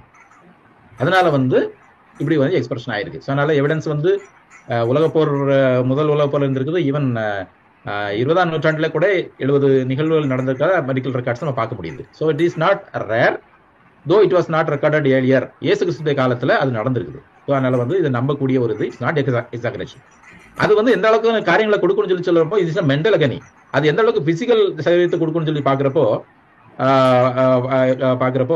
நமக்கு வந்து அடிச்ச உடனே ரத்தம் கண்ணுது இல்லையா, அப்ப நமக்கு இந்த அளவுக்கு வலிக்குது. அப்போ அந்த ஒவ்வொரு ஸ்வெட் கிளாண்ட்லயும் அப்படி, அதாவது ஒவ்வொரு முடியினுடைய அதுல இருக்கக்கூடிய ஸ்வெட் கிளாண்ட்ல ஸ்வெட் வருது இல்ல, பிளட் வருது இல்ல, வந்து பிளட் ரத்தம் கனி அப்படி இருக்குது. ஸோ அப்படிப்பட்ட சிச்சுவேஷன்ல தட் வில் மோர் பெயின்ஃபுல். அதை நம்ம நினைக்கணும். அதுக்கப்புறம் தான் அடி வாங்குறாரு, அதை என்ன நினைச்சு பார்க்கணும். அப்படி அடி வாங்கும் போது அவருக்கு முள்முடியை சூட்டுறத நம்ம முள்முடி எதுக்காக சூட்டினாங்கிறப்ப நம்ம வந்து தியாலஜிக்கலா இல்லைன்னா வந்து மற்றதெல்லாம் பாக்குறப்ப வந்து பரியாசம் பண்றது. அவர் வந்து தன்னை ராஜான்னு சொல்லி கொண்டார் இல்லையா, அப்படித்தானே அவருக்கு இந்த குற்றச்சாட்டு இது பண்ணுது. அப்போ அவரு அங்கேயே தெரித்து அப்புறம் கையில ஒரு கோலை கொடுத்து தலையில முள்முடியை வச்சு அது பண்றப்போ அது எந்த அளவுக்கு ஒரு கொடூரமானது. முள்முடின்னு சொல்லி சொல்றப்போ அவங்க வச்சது வந்து ராஜா என்று சொல்லி ராஜான்னு அவரை ஊமைப்படுத்துறதுக்காக முள்முடியை வைக்கிறாங்க. ஆனா எல்லாருக்கும் எல்லா சிலுவையில் அறையப்படுறவங்களுக்கு எல்லாம் முள்முடி வைக்கணும்னு அவசியம் கிடையாது. இவரு தன்னை ராஜான்னு சொல்லி கொண்டதுனால முள்முடியை வச்சு அவங்க இது பண்றாங்க. அப்ப அந்த தடியை எடுத்து அவருக்கு வந்து என்ன பண்றாங்க, அந்த அதுல அடிக்கிறப்போ அந்த ஸ்கேல்பு அந்த தலையில அழுந்துறது வந்து பயங்கரமான இது. இப்போ நமக்கு வந்து கையில அடிபடுறதுக்கும் தலையில அடிபடுறதுக்கும் ஒரு வித்தியாசம் இருக்கு. கையில வந்து மசில்ஸ் இந்த ஸ்கின் எல்லாம் லூஸா இருக்கிறதுனால அவ்வளவு பெயின் இருக்காது, இல்லைன்னா வந்து ப்ளீடிங் ஆகிற நேரத்துலையும் நமக்கு வந்து இப்படி ஒரு அழுதுனா போய்க்கும். ஆனா தலையில வந்து பாத்தீங்கன்னா ஸ்கின்னை நீங்க பிடிச்சி இழுக்கவே முடியாது. அந்த கேல்ப் அந்த கபால மண்டை ஓடோடு சின்ன தசை தான் இருக்கும், அதை ஒட்டி இந்த ஸ்கின்னு டைட்டா இருக்கும். அப்ப நீங்க அதை குத்துறப்போ அது வந்து பயங்கரமான பெயினா இருக்கும். நீங்க கையில வந்து ஒரு ஊசி வச்சு குத்துறதுக்கும் தலையில உள்ள அந்த ஸ்கின்ல குத்துறதுக்கும் வித்தியாசம் இருக்குது. மாத்திரம் இல்ல, அப்படி இது பண்றப்போ படக்கூடிய ஒவ்வொரு குத்துலையும் அங்கிருந்து வரக்கூடிய ரத்தமும் பயங்கரமான ப்ளீடிங்கா இருக்கும். நீங்க பாத்துருப்பீங்க, நம்ம மக்கள் அடிபட்ட உடனே கையில அடிபட்டு வரவங்களும் தலையில அடிபட்டு வரவங்களுக்கும் ஒண்ணு முடி இருக்கனால எங்க அடிபடிச்சு என்ன படிச்சுன்னு தெரியாது. ஆனா அங்க பாத்தீங்கன்னா இங்க இருந்து ரத்தம் வரும், மூக்குல இருந்து வரும், நினைச்சுக்கோங்க உள்ள இருந்து வந்துச்சுன்னு இல்லையா. அப்ப டாக்டர் வரும், நாங்க தொடச்சு பார்த்தவரும் தெரியும், உள்ள பாத்தீங்கன்னா சும்மா ஒரு ஒன்றும் இல்லை, சும்மா லைட்டா ஒண்ணு இருக்கும், சரி கிளீன் பண்ணி ஒரு பிளாஸ்டர் போட்டு விடுவோம். ஆனாலும் பொதுவாக சூச்சர் போட நிகழ்வுகள் வரும். காரணம் ப்ளீடிங் அதிகமா இருக்கும். ஏன்னா வந்து நீ முள்முடி சொன்னதனுடைய காரியத்தை நான் சொல்றேன். முள்முடி அதே இதுல வந்து வாரினால் அடிப்பட்டதை பத்தி நீங்க சொன்னீங்க, அதை பத்தி கொஞ்சம் சொல்லுங்க. வாரினால் அடிக்கிறது வந்து இட் இஸ் நாட், நான் ஏற்கனவே சொல்லிட்டேன். இருந்தாலும் நம்ம சொல்றதா இருந்தா அதுக்கு முன்னாடியே அவர் வந்து பல பாடல்கள் பட்டார். வாரினால் அடிக்கப்படுறதுனுடைய நம்ம பார்க்கிறப்போ அது எவ்வளவு கொடூரமானது, எவ்வளவு நேரம், எவ்வளவு அடிக்கிற 40 வரையும் அடிப்பாங்க. கொஞ்சம் குறைச்சலா கூட இருக்கும். பெண்களுக்கு சிறுவர்களுக்கு எல்லாம் வந்துட்டு ரொம்ப குறைச்சல. அவங்க செய்த தண்டனை குற்றத்தினுடைய அளவை பொறுத்து அந்த எண்ணிக்கை மாறுது, வீரியம் மாறுது. அதாவது எவ்வளவு ஆக்ரோஷம் அடிக்கிறாங்க அப்படிங்கிறது வந்துட்டு அது மாறுது. ஸோ இதெல்லாம் சொல்லப்படுது. இயேசு கிறிஸ்துவுக்கு வந்து பயங்கரமான குற்றச்சாட்டு, தேசத்துறக குற்றச்சாட்டு. அதனால அந்த வீரர்கள் வந்து அந்த தேசப்பற்றோட அடிச்சாங்கிறது சொல்லப்படுது. ஸோ நான் அந்த பிக்சர்ல காட்டினபடி அந்த டைரக்ஷன்ஸ் அதுல அந்த வாறு நாள் அடித்தாருன்னா வாறு வெறும் நம்ம ஊர்ல மாட்டை அடிக்கிறதுக்கு, வேகமா போறதுக்காக வண்டியை ஓட்டுறதுக்கு மாட்டை அடிக்கிறதுக்கு உள்ள நார்மலான வாறு கிடையாது. அந்த வாரிலேயே நம்ம ஆட்கள் நம்ம என்ன பண்ணணும்னு தெரியும், அதை ஒரு முடிச்சு போட்டு நம்ம பண்ணுவோம். அப்பதான் அதுக்கு நல்லா வலிக்கவும் விளைச்சோணும் இல்லையா. ஸோ அப்படி இருக்கிறப்ப அதில் வந்து என்னென்னலாம் பண்றாங்கன்னு நம்ம பார்த்தோம். So it is very unbearable pain. So that itself will cause various methods of cause of டெத்னு நம்ம சொல்றோம், ப்ளீடிங் அந்த மாதிரி காரியங்கள். இன்னொரு இதுன்னு, இப்போ இயேசுடைய சிலுவை சீமோன் சுமப்பதற்கு வந்து சுமக்கிறத பத்தி நம்ம வேதத்துல பார்க்கிறோம். அது ஏன் அப்படி அவர் மேல சுமத்துறாங்க? அதை நான் ஏற்கனவே சொல்லிட்டேன்னு நினைக்கிறேன். பார்த்தோன்னு சொல்லிச்சுன்னா, he was already exhausted, already he had near death experience அளவுக்கு அவருக்கு வந்து நிறைய பாடுகள் பட்டுச்சாரு. இனி வந்து அவரு அந்த 50 கிலோ எடை கொண்ட அந்த குறுக்கு சட்டத்தை மாத்திரம் ஒரு 2.5 மைலா 4 கிலோமீட்டர் அவர் வந்து தூக்கிட்டு போக வேண்டியிருக்குது. ஸோ அந்த ஒரு இதை வந்து அவரால் முடியாதா இருக்கும். பாவம், இன்னும் பாடுபட வேண்டியிருக்குது, இங்கே ஆளு இதாயிடக்கூடாது, ஃபர்தரா உடனே இதாயிட வேண்டாங்கிறதுக்காக அவருக்கு சின்ன ஒரு மெர்சி கிராண்டா கொடுத்துருக்காங்க தான் மெடிக்கல் ரீதியா நம்ம எடுத்துக்கலாம். அப்போ சிலுவையில வந்து அந்த காடியை குறித்து என்னன்னா, காடி அவர் பிடிச்சாரா? காடியை பொறுத்த இல்ல காடி அப்படிங்கிறது வந்து வினிகர். அந்த இதுல வந்து என்னன்னு சொல்லி பார்த்தோம்னு சொன்னா அது வந்து புளிப்பா இருக்கும். வினிகர்னா நம்ம புரிஞ்சுக்கிறத சொல்றதா இருந்தா நல்லா வலி இருக்கிறவங்க போய் தண்ணி அடிச்சுக்கிறாங்க இல்லையா? இப்போ அந்த மாதிரி அந்த புளிப்பு உள்ள அந்த காடியை குடிக்கிறப்போ நமக்கு வந்து என்ன ஆகும்னு சொன்னா அந்த ஒரு கொஞ்சம் வந்து ஒரு அதனால வந்து என்னன்னு சொன்னா கொஞ்சம் அந்த ஒரு வலி கொஞ்சம் குறைஞ்சிக்கும். So that you can bear the pain கொஞ்சம் அப்படிங்கிற ஒரு நல்ல எண்ணத்தோட கொடுத்தாருங்க அப்படின்னு சொல்லி நம்ம வந்து இது பண்ணோம். ஆனா அவர் வந்து குடிக்கல. ஸோ அந்த மாதிரி இதை எடுத்துக்கலாம். ஸோ ஏன்னா வந்து he voluntarily he was willingly bore our pains. அதோடு இப்போ தாகமா இருக்கிறேன் அப்படின்னு சொல்லிட்டு ஆண்டவர் 7 வார்த்தையில ஒரு வார்த்தை சொல்றதை பார்க்கணும். அது எப்படிப்பட்டதான தாகமா இருக்கிறது? உண்மையிலே உடல் ரீதியான தாகம் தானே? சிலர் ஆவிக்குரிய தாகம் அப்படின்னு சொல்றாங்க. ஆவிக்குரிய தாகம், உடல் ரீதியாக தாகம் அப்படின்னு சொல்லி பார்க்கிறப்போ, தாகம் அப்படின்னு சொல்றப்போ அது வந்து நம்ம வர்ணிக்கவே முடியாது இல்லையா? நான் இப்ப இந்த செஷன் எடுத்துட்டு இருக்கிறப்ப நான் எத்தனை தடவை தண்ணி குடிச்சிருக்கேன்னு உங்களுக்கு தெரியும். என்னது 50 பேர் பார்க்கக்கூடிய இந்த ப்ரோக்ராம்ல நான் கரெக்டா பண்ணுவேனோ இல்லையோ அதை யோசிக்கிறப்ப எனக்கு என்ன ஆகுது? தாகம் வருது. இந்த சின்ன டென்ஷன்ல அவர் என்ன பாடுகளை பட்டார். அப்போ இந்த காரியங்கள்லாம் படி பார்க்குறப்போ இட் வாஸ் பிசிக்கலி டீஹைட்ரேஷன். அது வந்து ஆப்வியஸ்லி பார்க்குறோம். ஆல்ரெடி ப்ளீடிங் ஆயிடுச்சு. தண்ணியெல்லாம் கொடுத்தாங்களோ கொடுக்கலையோ தெரியல. கொடுக்கல மறுக்கப்பட்டதுன்னு சொல்லலை. ஆனாலும் அதை கூட கொடுத்துப்பாங்களா தெரியாது. கொடுத்தா கூட அவரால் குடிச்சிருக்க முடியுமா தெரியாது இல்லையா? இதெல்லாம் பார்க்குறப்போ வந்து தாகம்ங்கிறது வந்து உடல் ரீதியாக தாகம் கண்டிப்பா இருந்தது. ஆனா வந்து அங்க தாகமா இருக்கிறேன்னு அதை வந்து ஒரு வார்த்தையா சொல்றாருங்கிறப்போ அவர் வந்து கஷ்டப்பட்டு ஏதாவது வேணும்னு சொல்லி அவர் வந்து புறப்பத்துல சொன்னாரு அப்படின்னு அந்த பிசிக்கல் தாகத்தினால அப்படி தாகத்தை சொன்னாருன்னு நம்ம எடுத்துக்கூடாது. அங்க சொன்னது வந்து ஆத்மீக தாகத்தை தான் அவர் மீன் பண்ணி அந்த இடத்துல சொல்லியிருப்பாரு. ஏன்னா வந்து இவ்வளவு வில்லிங்கா பேர் பண்ணவர் அங்க போயிட்டு ஐயா எனக்கு டயர்டா இருக்குது விட்டுருங்க தண்ணி கொடுங்க அப்படின்னு சொல்லி அவர் கேட்க போறவர் கிடையாது. அதனால அது ஆத்மீக தாகம். ஏன் இயேசு ஒரு 7 வார்த்தைகளை மாத்திரம் சிலுவையில பேசியிருக்காரு? ஆமா, சிலுவையில மூச்சு விடுறதே கஷ்டம்னு சொன்னேன். கஷ்டம் சொன்னீங்க. ஆமா, காலில் வந்து அவருக்கு ஸ்டூல் வச்சு அரைஞ்சி பண்ணியிருப்பாங்கன்னு நம்ம சொல்ல முடியாது. அப்போ அப்படிங்கிறப்ப வந்து காலையும் இப்படி நேரடியாக வச்சு ஒண்ணுக்கு மேல ஒண்ணு வச்சு அரைகிற மாதிரியும் அங்க வந்து ஆணியுடைய நீளம் இதெல்லாம் பாக்குறப்போ பத்தாது. ஸோ இப்படி கொஞ்சம் இப்படி குறுக்கே வச்சிருப்பாங்க. ஸோ அப்போ ஒண்ணுக்கு மேல ஒன்றும் ஊனியும் பண்ண முடியாது. இப்படி சைட்ல தான் இருந்திருக்கும். ஸோ இந்த மாதிரி ஒரு சிச்சுவேஷன்ஸ்ல வந்து அவர் வந்து மூச்சு விடுறதுக்கே பயங்கர சிரமப்பட்டிருப்பாரு. புரியுதா? ஸோ அந்த மாதிரி உள்ள ஒரு சிச்சுவேஷன்ஸை நீங்க அந்த பிக்சர்ல நான் பாக்குறப்போ நீங்க பாத்தீங்கன்னு நினைக்கிற தொங்கின அந்த சிச்சுவேஷன்ஸ் அதெல்லாம் பாக்குறப்போ அப்போ மூச்சு விடுற அது ஒரு காரியம் வந்து ஒரு கஷ்டமான ஒரு காரியம். அப்போ மூச்சு விடுறதே ஒரு பெரிய விஷயம். இதுல போய் அவருக்கு பேசுறது வந்து முடியாத ஒரு காரியம். ஆனாலும் பேசியிருக்காருன்னு சொல்லி சொன்னா நம்ம வந்து நமக்கு பிரியமானவங்க இறந்துட்டாங்கன்னு சொல்லி சொன்னா கடைசியா பேசின வார்த்தைய எதையோ வாக்கா எடுத்துக்கிறோம். இல்லைன்னா வந்து அதுல ஒரு விஷயம் இருக்கும் அப்படின்னு சொல்லி எடுத்துக்கிறோம். அப்போ இங்க இயேசு கிறிஸ்துங்க 7 பேசியிருக்காருன்னு சொல்லி சொன்னா அதுக்கு ஒரு முக்கியத்துவம் வருது. அவர் ஏன் 7 தான் பேசினார் அப்படிங்கிறதுக்கு நம்ம வருவோம். இப்ப 7ங்கிறது வந்து பரிபூர்ணத்தை குறிக்குதுன்னு சொல்லி நம்ம பைபிள்ல நிறைய இடத்துல பார்க்கிறோம். அதனால அப்படி பரிபூர்ணமா சொல்ல வேண்டியதெல்லாம் சொல்லிட்டாருன்னு எடுத்துக்கோமே.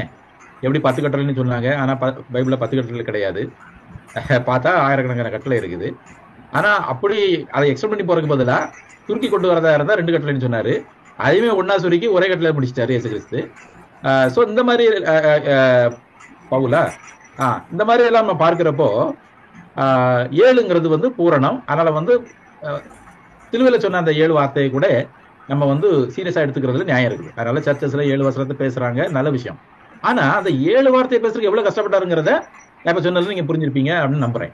அந்த 7 வார்த்தையில சரி அந்த 7 வார்த்தையில பேசுறப்போ நீங்க அந்த நீங்க நல்லா எல்லாம் பாத்தீங்கன்னு சொல்லி சொன்னா முதல்ல என்ன சொல்றாரு? பிதாவே இவர்களுக்கு மன்னியும், நாங்கள் செய்வது இன்னது என்று அறியாதிருக்கிறார்களே அப்படின்னு பேசுறாரு. ரெண்டாவது என்ன சொல்றாரு? இன்றைக்கு நீ என்னோட பரதேசில் இருப்பாய் அப்படிங்கிறாரு. மூணாவது 2 சென்டென்ஸ் சொல்றாரு, கொஞ்சம் ஷார்ட்டா சொல்றாரு. இதோ உன் தாய், இதோ உன் மகன் மகன். அடுத்து என்ன சொல்றாரு? 4 என்ன சொல்றாரு? என் தேவனே என் தேவனே ஏன் என்னை கைவிட்டியது. அடுத்தது தாகமாயிருக்கிறேன். தாகமாயிருக்கிறேன். முடிந்தது. அடுத்தது முடிந்தது. எல்லாம் முடிந்தது. ஆமா, முடிந்தது. அப்போ ப்ரொக்ரெசிவா நீங்க வந்துட்டு பாக்குறப்ப பாத்தீங்கன்னு சொல்லிச்சுன்னா முதல்ல வந்து நிறைய சொல்றாரு.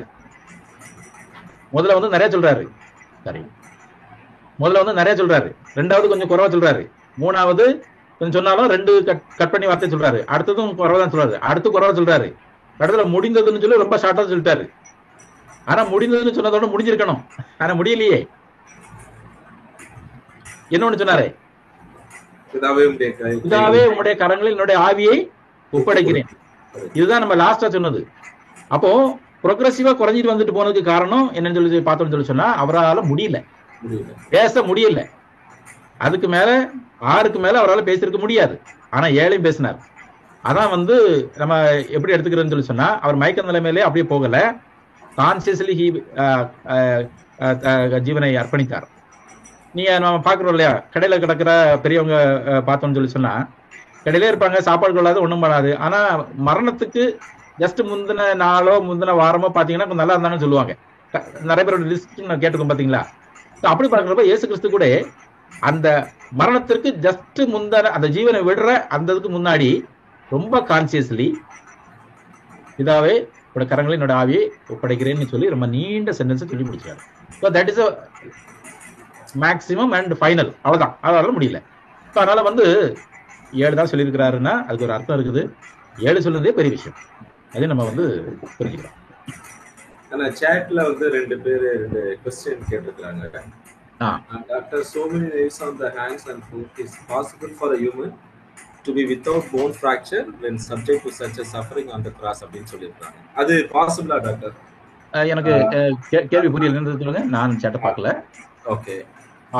சிலுவையில வந்து கைகளிலே கால்களிலே இப்படிப்பட்ட ஒரு ஆணையில் அடைந்த ஒரு கொடூரமான ஒரு மரணத்தை ஆண்டவர் சந்தித்திருக்கிற போது எலும்புகள் ஒன்றும் முடியாமல் இருப்பதற்கு ஒரு சாத்தியம் இருக்குதா அப்படின்னு அவங்க கேட்டிருக்காங்க. எலும்புகள் முறிக்கப்படுறது வந்து இட் இஸ் ஷுவர் டெத்துக்கான அடையாளம். புரியுதா?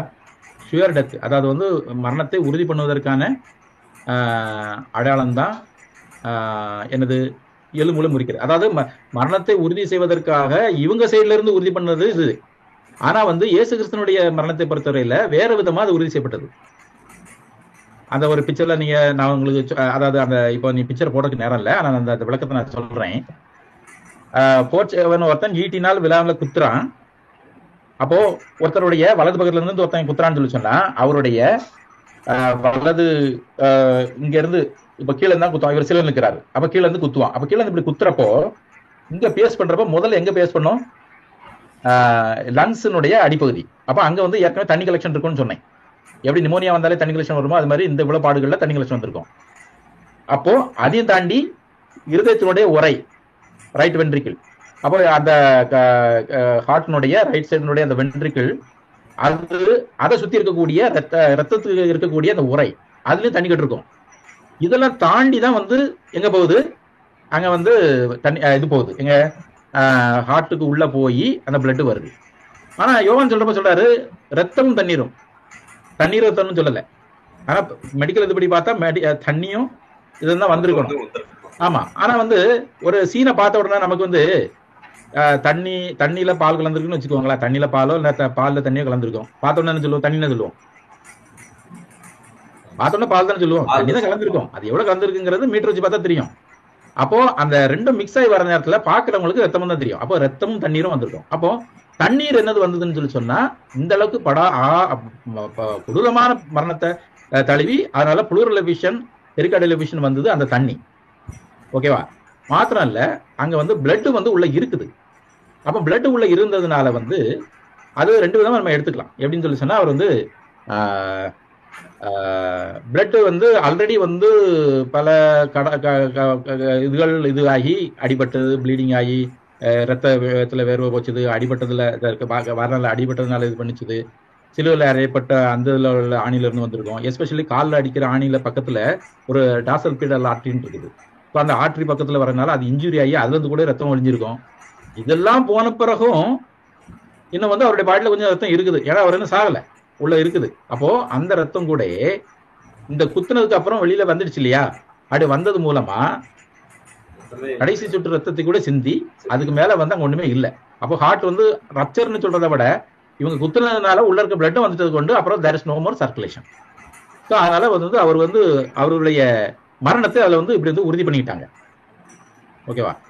ஆனா வந்து இறந்தவருடைய சரீரத்துல இருந்து இப்படி வர முடியுமா அப்படின்னு சொல்லி பார்க்கிறப்போ இதுக்கு காரணம் வந்து கொஞ்ச நேரத்துக்கு உரையாம தான் இருக்கும், போக போக தான் உரையும். ஆனா இவருக்கு வந்து கடைசி வரையும் உரையாம கடைசினா சில நிமிடங்கள் மணி நேரம் ஆகியும் வந்து பண்ற சில மணி நேரம்லாம் ஆகல, 3 மணி நேரம் தான்.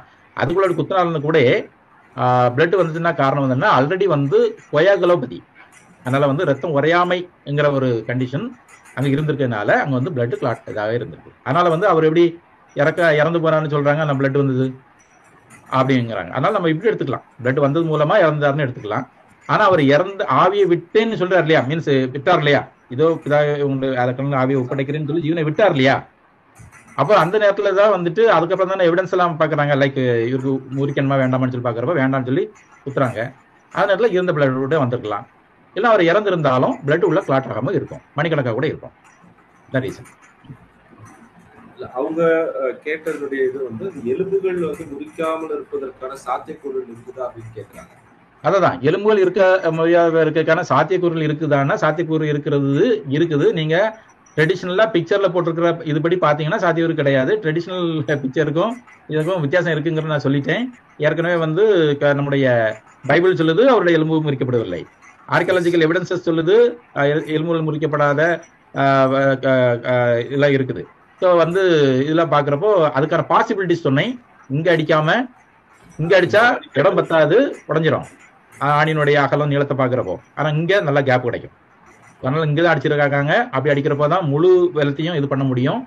கைன்னு சொல்றப்போ நம்ம வந்து என்ன நினைக்கிறோம், அந்த இது மட்டும் தான் வந்து நம்ம கைன்னு நினைக்கிறோம். இது மெடிக்கல் ரீதி பார்த்தா ஆம்னு சொல்லி போடுறப்போ இதெல்லாம் சேர்ந்துதான் ஆம். தோமாவை பார்த்து கையில தழும்புன்னு சொல்லி சொல்றப்போ அவர் வந்து நீங்க இதைத்தான் மீன் பண்ணிருப்பாருன்னு நினைக்கணும் அவசியம் இல்லை, இங்கே அடிச்சிருக்கீங்க. சரி, அப்புறம் இன்னொரு கேள்வி வந்து, இயேசு சிலுவையில் அறையப்படவில்லை என்று இஸ்லாமிய நண்பர்கள் வாதம் செய்கிறார்கள். அவர்களிடம் எப்படி இதை விலக்கி கூறுவது அப்படின்னு. சிலுவையில அறையப்படவில்லைங்கிறது எதை வச்சு சொல்றாங்க? இயேசு சிலுவையில அறையப்பட்டதுக்கான அந்த காலத்து எவிடன்சஸ் கிறிஸ்டியன் அவருடைய சிலுவை மரணத்துக்கு அப்புறம் கிறிஸ்டியன் ஆத்தர்ஸ் அண்ட் நான் கிறிஸ்டியன் ஆத்தர்ஸ் அவங்களுடைய லிட்ரேச்சர்ஸ், ஹிஸ்டாரிக்கல் லிட்ரேச்சர்ஸ், ஆர்குமெண்ட்ஸ் எல்லாமே சிலுவை மரணம் இருந்திருக்கான எவிடன்ஸ் சொல்லுது. ஓகே, அப்போ மாத்திரம் இல்ல, நான் ஏற்கனவே ஒரு சொல்றப்ப சொன்னேன், சிலுவை மரணத்துக்கான இவ்வளவு டீடைல்டு ரெக்கார்டே நமக்கு பைபிள் சொல்லுது, நம்ம அது கூட நம்ம எடுத்துக்கலாம். அப்ப அதுவும் வந்து அங்க முரணாக சொல்றவங்களுக்கு கூட விளக்கமும் மெடிக்கல் ரீதியா நம்ம கொடுக்க முடியுது. அப்படி இருக்கப்ப வந்து சிலுவையிலே அறையப்படவில்லை அப்படின்னா எப்படி?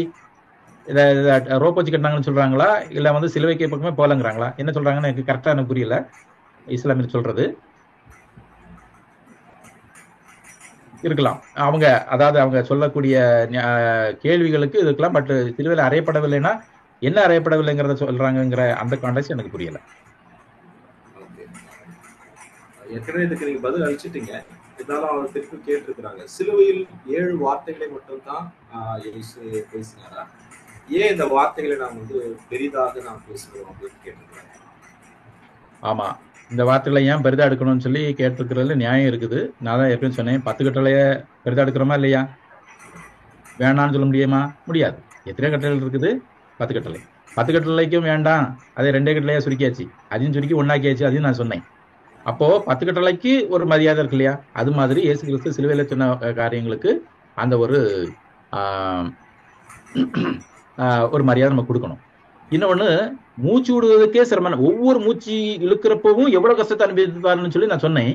அப்படி இருக்கிறப்போ அதையும் மீறி அதுக்கு நடுவுல இவ்வளவு காரியங்களை சொல்லியிருக்காருன்னு சொல்லி சொன்னா விவரம் இல்லாம சொல்ல மாட்டார். அது வந்து காரியம் இல்லாம நோக்கம் இல்லாம சொல்லிக்க மாட்டார்.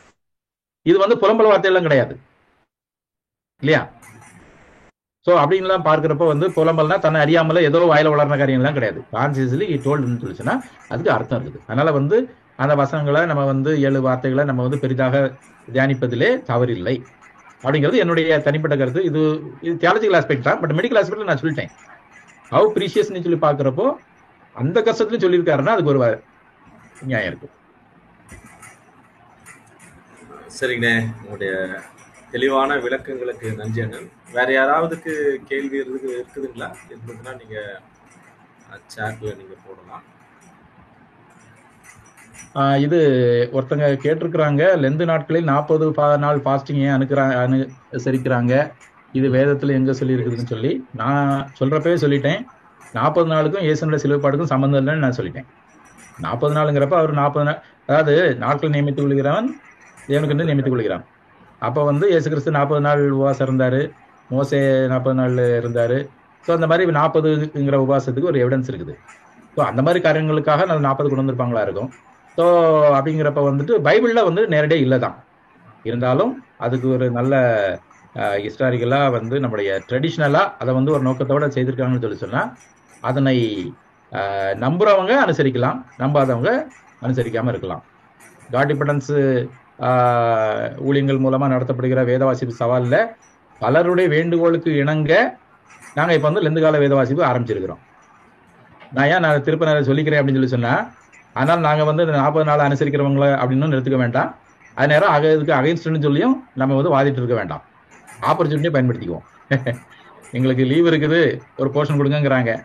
அதே மாதிரி லெந்து நாள் நாங்கள் கொஞ்சம் பைபிள் படிக்கிற நேரம் ஒதுக்குவோம், வாய்ப்பு கொடுங்கிறாங்க, நாங்கள் கொடுக்குறோம். அதனால we are not against it, we are not literally supporting it also. அதனால நீங்க கேட்ட கேள்விக்கு நாங்கள் பதில் சொல்ல முடியாது. மீன்ஸ் வேதத்தில் ஆதாரம் இல்லை. ஆனா இன்னும் 2 கேள்வி இருக்கு, நீங்க பாக்குறீங்களா? Muslims believes that their God Allah replaced someone instead of his ISA. So they believe Allah changed the face of bruised person அப்படின்னு சொல்லிருக்காங்க. Muslims believe that the God Allah replaced someone instead of, அது அதெல்லாம் நான் சொல்லிட்டு இருக்க முடியாது. Muslims உடைய குரானே கதை அப்படின்னு சொல்லி சொன்னா நம்ம அதுக்கு எவிடன்ஸ் நிறைய இருக்கு. அப்ப அப்படி அதில் சொல்லப்பட்டிருக்க கதைகளுக்கெல்லாம் நம்ம உட்கார்ந்து சொல்லிட்டு இருக்க முடியாது. ஒரு கொஸ்டின் டாக்டர், யூஸ்வலா ஹியூமன் பீயிங்ஸ் இறந்ததுக்கு அப்புறம் எவ்வளவு ஹவர்ஸ் கழிச்சு அவங்களுடைய பிளட் கிளாட் ஆகும் டாக்டர்? அதுதான் நீங்க சொன்னது சரியான ஒரு இதுங்க. நம்ம கிளாட் மேபி 1-2 ஹவர்ஸ்ன்னு கூட எடுத்துக்கலாம். அதாவது எப்படின்னா, இப்போ நாங்க இறந்துட்டாங்கிறது நம்ம எதை வச்சு சொல்றோம்? இருதயம் துடிக்கல, ஓகே, அதாவது பல்ஸ் பாக்குறப்போ இல்லை, ஆனாலும் ஹார்ட் இருக்குதான்னு பார்ப்போம். ஹார்ட் இருக்குன்னு சொல்லி சொன்னா அம்மிக்கு கொடுத்து ட்ரை பண்ணுவோம் வரதுக்கு, இல்லையா? அப்ப இருதயம் நின்று போச்சுன்னு சொல்லி சொன்னா நம்ம என்ன சொல்றோம்? இருதயம் நின்று போச்சுன்னு சொல்லி சொன்னா அங்க பம்பிங் இல்லை, பம்பிங் இல்லாதனால, ஃப்ளோ இல்லாததுனால, எல்லாம் அந்த இடத்துல அப்படி இருக்குனால இது ஆரம்பிச்சிடும். எவ்வளவு நேரத்துல உரையுங்கிறதா உங்களுடைய கேள்வி. அது 1 hour 2 hours அப்படின்னு நம்ம மணிக்கணக்க சொல்ல முடியாது. என்னென்ன சேஞ்சஸ் எல்லாம் வரும்னு சொல்லி போஸ்ட்மார்ட்டம்ல பாக்குறப்போ வேரியஸ் லெவல்ஸ் இருக்கு. உடனே என்ன சேஞ்ச் வரும், 1 hourல என்ன வரும், 5 மணி நேரத்துல என்ன வரும், 10 மணி நேரத்துல என்ன வரும், 24 மணி நேரத்துல என்ன வரும் அப்படின்னு சொல்லி பாக்குறப்போ பிளட் இன்வேரியபிளி ஃபியூ ஹவர்ஸ்ல கிளாட் ஆயிடும். புரியுதுங்களா? ஒரு invariably few hours, maybe 2-3 hours கூட வச்சுக்கலாமே. ஆனா அது எதை பொறுத்தது அப்படின்னு சொல்லி சொன்னா, ஃபார் எக்ஸாம்பிள் சடனா ஒரு எக்ஸாம்பிள் சொல்றேனே, இப்ப எக்ஸிக்யூட் பண்றாங்கன்னு வச்சுக்கோங்களேன். சடனா இது நடந்தது, ஹார்ட்டுக்கு பிளட் கரெக்டா உள்ள போயிட்டு தான் இருந்தது. ஆனா சில இதுனால அங்க இருந்து இப்ப எல்லாம் ப்ளீட் ஆகுது அப்படின்னா வச்சுக்கோங்க. அப்போ அங்க இருக்கிறது அங்க ஒரு கலெக்ஷன் இருந்துட்டு தான் இருக்கும், அது கொஞ்சம் சமயம் எடுக்கும். ஆனா இது இங்க ரத்த குழாயில, பெரிஃபெரல்ல ரத்த குழாய் பார்த்தோம்னு சொல்லி சொன்னா சின்ன ஏரியா, சின்ன பிளட், நீங்க இது கொடுத்து பாருங்க, ஃப்ளூயிட் போட்டு பாருங்க, ஃப்ளூயிட் போகாது. இறந்தவங்களுடைய இதுல போட்டீங்கன்னு சொல்லி சொன்னா கொஞ்ச நேரத்துக்கு அப்புறம் ஃப்ளூயிட் போகாது. மீன்ஸ் அங்கே பிளட் கிளாட் ஆயிடும், இதாயிடும். ஸோ அதனால நீங்க சொன்ன மாதிரி மணிக்கணக்கு நிமிடக்கணக்கு சொல்ல முடியாது, யாராவது சேஞ்சஸ். ஆனா இயேசு கிறிஸ்துவனுடைய விஷயத்துல பார்க்கிறப்போ உரையாம இருந்ததுக்கான காரணத்துக்கு மெடிக்கல் ரீதியா பிளட் கிளாட்டிங் ஃபேக்டர் வச்சு நான் சொன்னேன். நீங்க உங்க கேட்ட கேள்விக்கு நான் பதில் சொன்னேன்னு தெரியல. Okay doctor, thank you. Doctor, one more question doctor. கால்ல நெயில் இது ஒரு நார்மல் ஹியூமன் பீயிங்க்கு இந்த கால்ல காடுக்கு ஜீசஸ்க்கு அரைஞ்ச மாதிரி அரையும் போது பிராக்சர் ஏற்பட எவ்வளவு பெர்சன்டேஜ் சான்ஸ் இருக்கு? பிராக்சர் அவங்க அடிக்கிறது இல்ல, அங்க பிராக்சர் வரணும்னு அவசியம் கிடையாது. அங்கேயும் கேப் இருக்கு. ஆணினுடைய எக்ஸாக்ட் அளவு நான் இப்போ உங்களுக்கு நான் ரெஃபர் பண்ண முடியல. ஆனால் அதுபடி பார்க்குறப்போ அந்த அவருக்கு அடிக்கப்பட்ட அந்த இதில் பார்க்குறப்போ அந்த ரெண்டாவது முதல் மற்றும் ரெண்டாவது காலில் கூட அந்த போனுடைய அந்த கேப்பை பாருங்க, அந்த இடத்துல உங்களுக்கு நல்ல கேப் இருக்குது. சரியா? அங்கேயும் ஃப்ராக்சர் வராது. வாய்ப்புகள் இருக்குது. அவங்க அடிக்கிற பொசிஷனை பொறுத்து கொஞ்சம் மேல தள்ளி அடிச்சாங்கன்னா வரும். எக்ஸாக்டா பார்த்து அந்த இடத்துல அடிச்சாங்கன்னா வராது. சான்சஸ் இருக்கு. ஹியூமன் பீயிங்ஸ் கூட சான்சஸ் இருக்கு. ஃப்ராக்சர் தான் யாருக்கு வேணாலும் எப்போ வேணாலும் சான்ஸ் இருக்குது, எப்படினாலும் சான்ஸ் இருக்குது. ஆனா இவருக்கு ஆகலங்கிறதுக்கான அடிக்கப்படும் போது இவருக்கு ஆகலங்கிறதுக்கு மெடிக்கல் ரீதியா பாசிபிலிட்டிஸ் இருக்குல்ல, நம்ம அதையும் பார்க்கணும் இல்லையா? சரி சரி. Thank you doctor. Thank you doctor. Okay, thank you. இன்னொன்று ஒரு 2 கொஸ்டின் இருக்குங்க, அதோட நம்ம நிறைவு செய்யலாம். இயேசு தூதரால் தேற்றப்பட்ட பின்பே ரத்த வேறு வந்தது விளக்கம் அப்படின்னு சொல்லியிருக்காங்க. 22:42-43 இருக்கிறத சொல்றாங்கன்னு நினைக்கிறேன். அவர் மிகவும் வியாகுலப்பட்டு ஊக்கத்தோட ஜெபம் பண்ணினாருன்னு சொல்லி, அதுக்கும் இதுக்கும் நேரடியான சமம் இருக்கிற மாதிரி எனக்கு தெரியல. இந்த கேள்வியை நான் உள்வாங்கிக்கிறேன். அதுக்கான வாய்ப்புகள் வர நேரத்தில் மீன்ஸ் அந்த மாதிரி போறதுல நான் வந்து இதை பதில் கண்டுபிடிக்க முயற்சி பண்றேன். Thank you doctor. இன்னொரு சின்ன அப்சர்வேஷன், ஒரே ஒரு அப்சர்வேஷன் சொல்றேன். சொல்லுங்க. இயேசு கிறிஸ்து வந்து நம்முடைய பஸ்கா ஆடு இஸ் அவர் பாஸ்ஓவர் லேம்ப். பஸ்கா ஆட்டின் எலும்புகள் முறிக்கப்படக்கூடாது என்பது தீர்க்க தரிசனம். ஆகையால் இயேசு கிறிஸ்துவின் எலும்புகள் முறிக்கப்படவில்லை. தேங்க்யூ. சரிங்க. அதான் நீங்க சொல்றது வந்து தியாலஜிக்கலா மீன்ஸ் நம்ம வந்து அந்த விசுவாசத்துல நம்ம வந்து அதை நம்புறோம். நம்பாதவங்க எழுப்புறதுதான் இந்த மாதிரி கேள்விகள். அதுக்கு மருத்துவ ரீதியா நம்ம வந்து விளக்கம் சொல்ல முடியுது. அதுதான் நம்மளுடைய விவாதம். நீங்க சொன்னதுதான் அது. நாம அந்த கேள்வி வந்து நமக்கு வருது இல்ல, மற்றவங்க எழுப்புற கேள்வி. தேங்க்யூ. இயேசு கிறிஸ்துனுடைய பிளட் குரூப் என்னவா இருக்கும்னு சொல்லிட்டு ஏதாவது ஒரு கெஸ் பண்ண முடியுமா அப்படின்னு கேட்டிருக்காங்க. கெஸ் எனக்கும் தெரியல, நானும் முயற்சி பண்ணல, அதனால பிரயோஜனமா எனக்கு தெரியல. பிளட் குரூப் எல்லாம் இல்ல ஒண்ணு தெரிஞ்சுக்கோங்க. பிளட் குரூப் எல்லாம் இப்ப லேட்டஸ்ட் காலத்துல நம்ம கண்டுபிடிச்சது. நம்ம வந்து ஏபிஓ அப்புறம் RH அப்படின்னு தான் சொல்றோம். இன்னும் MNOP அப்படின்னு இருக்குது. இன்னும் கண்டுபிடிக்கப்படாத எத்தனையோ பிளட் குரூப் எல்லாம் இருக்குது. பிளட் குரூப் எல்லாம் நம்ம இந்த காலத்துல 20ஆம் நூற்றாண்டுல 20 இல்ல, ஒருவேளை ஒரு 17-18 இருந்திருக்கும், அதுக்கு முன்னாடி இருந்திருக்கும். நான் அதை எக்ஸாக்டா சொல்ல தெரியல. நான் என்ன சொல்ல வரேன்னு சொன்னா, இட் இஸ் லேட்டஸ்ட் எவிடன்ஸ். இன்னும் கண்டுபிடிக்கப்படாத பிளட் வகைகள் இருக்குது. அது வந்து ரியாக்ஷன் வித்தியாசம் வரப்போ அது என்ன குரூப் நம்ம கண்டுபிடிப்போம். அதனால அந்த காலத்துல அவருக்கு என்ன பிளட் குரூப் இருந்திருக்கும்னு சொல்லி நம்ம வந்து சொல்ல வேண்டிய அவசியம் இல்லை. சரிங்கண்ண, உங்களுடைய நேரத்தை எங்களுக்காக.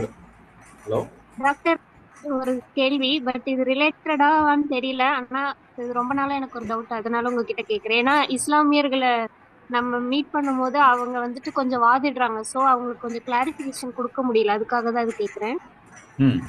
ஏசு கிறிஸ்து வந்து இந்த யோனா வந்துட்டு 3 நாள் மீன் வயிற்றுல இருந்த மாதிரி ஏசு கிறிஸ்து வந்துட்டு 3 நாள் வந்து பூமியோட வயிற்றுல இருந்தாருன்னு அந்த தீர்க்க தரிசனத்தை நிறைவேறணும் அப்படிங்கிற அந்த மாதிரி தான் வந்து ஏசு கிறிஸ்து 3 நாள் பூமியின் வயிற்றுல இருந்தாருன்னு சொல்லி அதை கம்பேர் பண்றாங்க. அப்ப என்கிட்ட ஒருத்தர் கேள்வி கேட்டாரு, யோனா 3 நாள் மீன் வயிற்றுல இருந்தாரு, ஆனா ஏசு கிறிஸ்து எப்படி 3 நாள் பூமியின் வயிற்றுல இருந்தாரு, உங்க தீர்க்க தரிசனம் எப்படி நிறைவேறுது? ஏன்னா தேர்ஸ்டே வந்துட்டு ஈவினிங் அந்த மாதிரி அவர் குரூசிஃபை இதுக்கு போறாரு, ஃப்ரைடே வந்துட்டு அவரு டிக்ளேர் ஆகுறாரு மாம்சத்துல. அப்ப ஃப்ரைடே நைட்டு சாட்டர்டே நைட்டு, ஆனா சண்டே வந்துட்டு நம்ம ஈஸ்டரா செலிப்ரேட் பண்றோம். அப்ப எப்படி அவர் 3 நாள் இது பூமியின் வயிற்றுல இருந்தாருன்னு சொல்லி ஒரு கேள்வி கேட்டாங்க. எனக்கு பதில் சொல்ல தெரியல, அது கொஞ்சம் எக்ஸ்பிளைன் பண்ண முடியுமா? இப்போ லேக் ஆஃப் டைம் நம்ம வந்து சொல்லி முடிக்க முடியாது. நீங்க வந்து ஹோட்டல் புக் பண்றீங்க, ஹோட்டல்ல இருந்து வெளியில வரீங்க, அவன் பில் போடுறப்ப வந்து அவன் 72 மணி நேரத்துக்கு தான் 3 மணி நேரம் பில் போடுவானா, இல்ல 48-50 மணி நேரத்துக்கு பில் 3 மணி நேரம் பில் போடுவானா? புரிஞ்சுக்கிறதா சொல்றேன், யோசிக்கிறதா சொல்றேன். அப்போ முன்னாடி வந்துச்சா இல்லையா?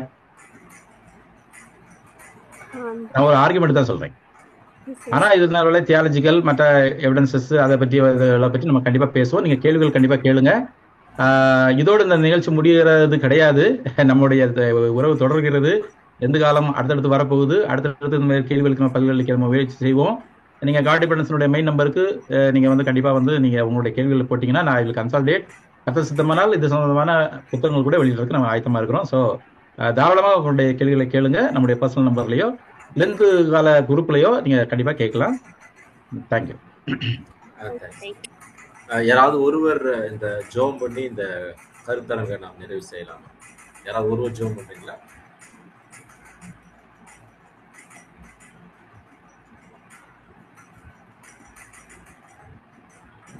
ஸ்தோத்திரிக்கிறோம் தகப்பனே, நன்றியோடு துதிக்கிறோம் ராஜா. அப்பா, அந்த நாளிலும் கூட உங்களுடைய பாடுகளின் தியானங்களை நாங்கள் தியானித்துக் கொண்டிருக்கிற நேரங்களிலே தேவதேவி நீ கொடுத்திருக்கிற அந்த நல்ல வாய்ப்புக்காக, இந்த நல்ல தெளிவான சிந்தனைகளுக்காக நன்றியோடு உண்மை துதிக்கிறோம் சுவாமி. மாறுபட்ட சிந்தனைகளோடு கர்த்தாவே இருக்கிறவர்களுக்கு நாங்கள் வேத வசனத்தின் மூலமாக பதில் சொல்லத்தக்கதாக தேவரின் கொடுத்த தெளிவான வார்த்தைகளுக்காக நன்றி சுவாமி. உமது பாடுகளை நாங்கள் நினைக்கும் போது நாங்கள் எம்மாத்திர ராஜா, எங்களுக்காக, எங்களை மீட்பதற்காக, எங்களுடைய பாவங்களை அக்கிரமங்களை சுமந்ததற்காக நன்றியோடு உண்மை துதிக்கிறோம். எங்களை மீட்டவரே, நாங்கள் திரும்பவும் கர்த்தாவே இந்த பாடுகளுக்குள்ளாக உண்மை ஆளாக்காதபடிக்கு நாங்கள் ஒவ்வொருவரும் பரிசுத்தமாய் வாழ எங்கள் தேவனாகிய கர்த்தர் மீட்பின் ரட்சகர் எங்களுக்கு உதவி செய்தபடியாய் கெஞ்சுகிறோம் சுவாமி. அப்பா, எங்களுக்கு இவ்வளவு நேரம் தெளிவுபடுத்தின மருத்துவரை உடைய கரத்துல தாழ்த்துகிறோம். அவருடைய குடும்பங்களை உடைய சமூகத்திலே தாழ்த்துகிறோம். இன்னும் ஆழமாக நாங்கள் அநேக கருத்துக்களை தெரிந்து கொள்ள தேவரீர் எங்களோடு இடைபடும்படியாய் கெஞ்சுகிறோம் சுவாமி. தொடர்ந்து கர்த்தாவே இந்த காடிபெண்டன்ஸையும் தேவனாகிய கர்த்தர் நீர் ஆசீர்வதிக்கிறீர், வழி நடத்துகிறீர். அநேகர் இதன் மூலமாக உண்மை கண்டுகொள்ள நீர் வழி நடத்துகிறீரே, அதற்காக நன்றியோடு உண்மை துதிக்கிறோம். தொடர்ந்து இந்த பரிசுத்த வாரம் முழுவதும் என் தேவனாகிய கர்த்தர் இன்னும் அநேக காரியங்களை எங்களுக்கு தெளிவுபடுத்தி நாங்கள் சுத்தமாய் வாழ நீர் உதவி செய்தபடியாய் கெஞ்சுகிறோம் சுவாமி. துதி கன மகிமை உமக்கே செலுத்துகிறோம். ஏற்றுக்கொள்ளும் நல்ல பிதாவே, ஆமென். Praise the Lord. Thank you all. Thanks, Anna. Thank you.